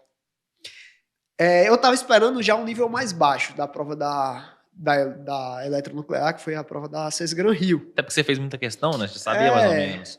Só que eu fui surpreendido, cara, porque eu acho que, pegando todo o histórico da banca, foi mais fácil ainda. Eles cobraram um conhecimento bem mais superficial de cada conteúdo. Você não precisava saber aprofundado sobre termodinâmica para responder as questões de termodinâmica. Aprofundado resistência dos materiais para responder as questões de resistência dos materiais. Então foi uma prova bem mais tranquila. Tanto que a nota de corte, eu acho que foi bem parelha, bem próxima, alto, assim. Bem alto. Você pegava os primeiros colocados até ali, uma certa posição, as notas bem parecidas, muito Cara, iguais. mas eu acho isso aí ruim, assim. Eu prefiro quando vou fazer um concurso que vem uma prova difícil. Eu assim. também. Porque, pô, o que eu penso a prova é até difícil pra mim, mas eu não tô fazendo uma prova de faculdade que eu tenho que tirar 60. Eu tenho que ir mais que os caras que estão do meu lado. Eu também. Se a prova vem difícil, é mais chance do cara despreparado errar e nem vai concorrer comigo, entendeu? Eu ia tirar 80, tirei 50. Mas beleza, a nota de corte às vezes vai ser 40, 30. Se a prova vem muito fácil, todo mundo que nem estudou começa a ter um pouco mais de chance. Aí é foda. É porque, querendo ou não, o concurso ele é um método de seleção, né? Sim. Lógico, o ideal seria que todo mundo passasse. Mas, infelizmente, não é assim que funciona. Eu tenho que selecionar. E como eu tenho que selecionar, que eu faça o máximo possível ali para selecionar os que estão mais aptos, né? Então, acho que a prova mais difícil acaba nivelando um pouco mais pro Por alto. cima, né? Acontece. Concordo. Mas a prova foi bem tranquila, tanto que as notas ali foram bem parelhas. E, mais uma vez, eu cometi alguns deslizes, assim. Não me custou a Você deu um aprovação. nome dessa vez, né? Não me custou a aprovação. Porque as questões mais difíceis eu acertei tranquilo. Mas teve questão... Eu errei questão de matemática básica, cara. Porque caía matemática, eu esqueci, né? Na parte de conhecimento específico de engenharia, é matemática básica. E aí tinha uma questão, que eu lembro até hoje, que era uma questão simples, fração. Nada demais. Só que aí, o que acontecia? Ele ia fazendo umas perguntas, e aí você tinha que ir fazendo as contas com fração. Dei 1/3 para fulaninho, peguei 2/3, 5/3, 4/3 e 2/5. E aí ele perguntava quanto ficou no final, ou quanto tinha no começo. Só que tinham 2 pessoas na história. E aí eu não me atentei muito bem a esse detalhe. E aí eu fiz as contas aqui, e aí olhei a resposta, olhei a alternativa, marquei, vamos para a próxima, que essa aqui tava muito fácil. Pô, eu perder tempo com essa aqui, tá maluco? Vou falando aqui muito mais. E fui, e acabei o quê? Errando. Você perde atenção. Cara, isso daí acho que eu já cometi esse erro, eu tava fazendo a prova do CPC, então tinha uma equação, uma questão que era tipo de mecânica dos fluidos, assim, que tinha tipo... Tinha que aplicar a equação de Bernoulli, assim, num fluido e tudo mais, e aí no final, cara, você aplicava a equação da continuidade ali, porque tipo, o fluido, a seção transversal dele diminuía pela metade, então a velocidade dobra. Cara, era o simples do simples. Eu fiz a conta do Bernoulli, deu 20 metros por segundo, aí eu olhei nas alternativas, tinha 20 lá, eu falei, é essa aqui, marquei, e embaixo tinha 40. Acontece muito, cara. E logicamente eles fizeram de É propósito. foda, claro. Ele vai ter um rapaz muito esperto que vai olhar isso aqui e vai marcar. E esse sou eu, fui atingido completamente. Fui lá e fiz essa besteira, mas graças a Deus deu tudo certo. Deu tudo É uma certo. questão ali que não me custou a aprovação, não. E aí, no final, como é que foi o sentimento ali de ser de fato aprovado? Agora, de verdade, né? No concurso que não teve... Não deu um trauma, não? Tipo assim, você chegou em casa pensando, tipo assim, pô, eu acho que eu fiz tudo, mas será que eu esqueci alguma coisa? Deu. Que dá um traumazinho, Eu né? tive esse mesmo sentimento na prova da Amazu, tive esse sentimento na prova da Eletro, né? E, pô, foi igual. Eu só me acalmei quando eu vi o resultado. Eu acho que foi mais gratificante ainda, porque me livrou um pouco do sentimento da Petro, entendeu? Sim. Porque até então eu tava com um fantasma ali na minha cabeça. Sim, é é. tipo, pô, Tinha alugado Eu apartamento. eu tava empregado ali na Marinha, tinha um certo nível ali, mas eu era RM2, eu Sim, tinha um você período, perdeu a carreira da Petrobras ali. eu tinha um período ali pra ficar, que depois ia sair, então eu Isso já era pra ficava, ter algo pô, garantido. eu já teria algo garantido, já teria um emprego um pouco mais estável, né? Falando assim. O resto E eu não da tenho. vida, né? E eu não tenho. Aí eu ficava com isso na cabeça. Só que aí depois que eu passei, né, de fato, o primeiro a me chamar chegou a Amazon, né, e depois a Eletro. Mas aí, quando eu Tu passou na Amazu, então, antes? passei, eu cheguei a trabalhar na Ué, Amazon. então Chegou a trabalhar, é verdade. São 4 concursos, então. São 4 concursos. Caramba. Cheguei a Você trabalhar. pede música no Fantástico com estrelinha. Aí 4 quando... concursos. Pois é, aí quando saiu o resultado, que eu fui aprovado de fato, né? Aí eu fiquei com aquele alívio maior, entendeu? Que eles, pô, agora eu posso desencanar um pouco, porque sempre eu ficava, pô, eu tentei desencanar, né? O máximo possível. Mas, querendo ou não, uma hora ou outra vinha aquela, pô, e a Petrobras não tivesse feito aquilo, tava hoje empregado. Tava fazendo... Qualquer notícia que aparecia a Petrobras, ó, pô, eu podia estar trabalhando na Petrobras. Que coisa, cara. Cara, eu tô rindo de Petrobras dando lucros exorbitantes aí, ó. Pô, caralho. E aí depois... Imagina meu PLR esse ano, como é que seria? Depois que eu entrei na Amazu e depois na Eletro, principalmente depois na Eletro, né? E aí eu fiquei um pouco mais relaxado quanto a isso. Eu falo de maneira mais aberta, não tenho problema em conversar. Dá uma né? tremidinha na Logicamente. mão ali, uma paz. De vez em quando eu lembro daquele negócio, daquela tremida ali no olho, mas tá tranquilo. Não, mas tá bem, a gente tá conversando no off aí, né? Pô, você hoje tá bem na eletronuclear, tá feliz lá. Sim. Vai até, não vamos entrar muito no detalhe da carreira agora, porque a gente vai até, quem sabe, um outro podcast, fica papo para outro podcast aí. Mas realmente a história do Edeilson aí, 4 concursos, né? Dá até para voltar depois na edição aqui, ó, pegar esse pedaço aqui, ó. O Adeilson foi aprovado em 4 concursos aí na área de engenharia, de fato, de verdade, com mérito dele. Dá para considerar tudo ali, com certeza.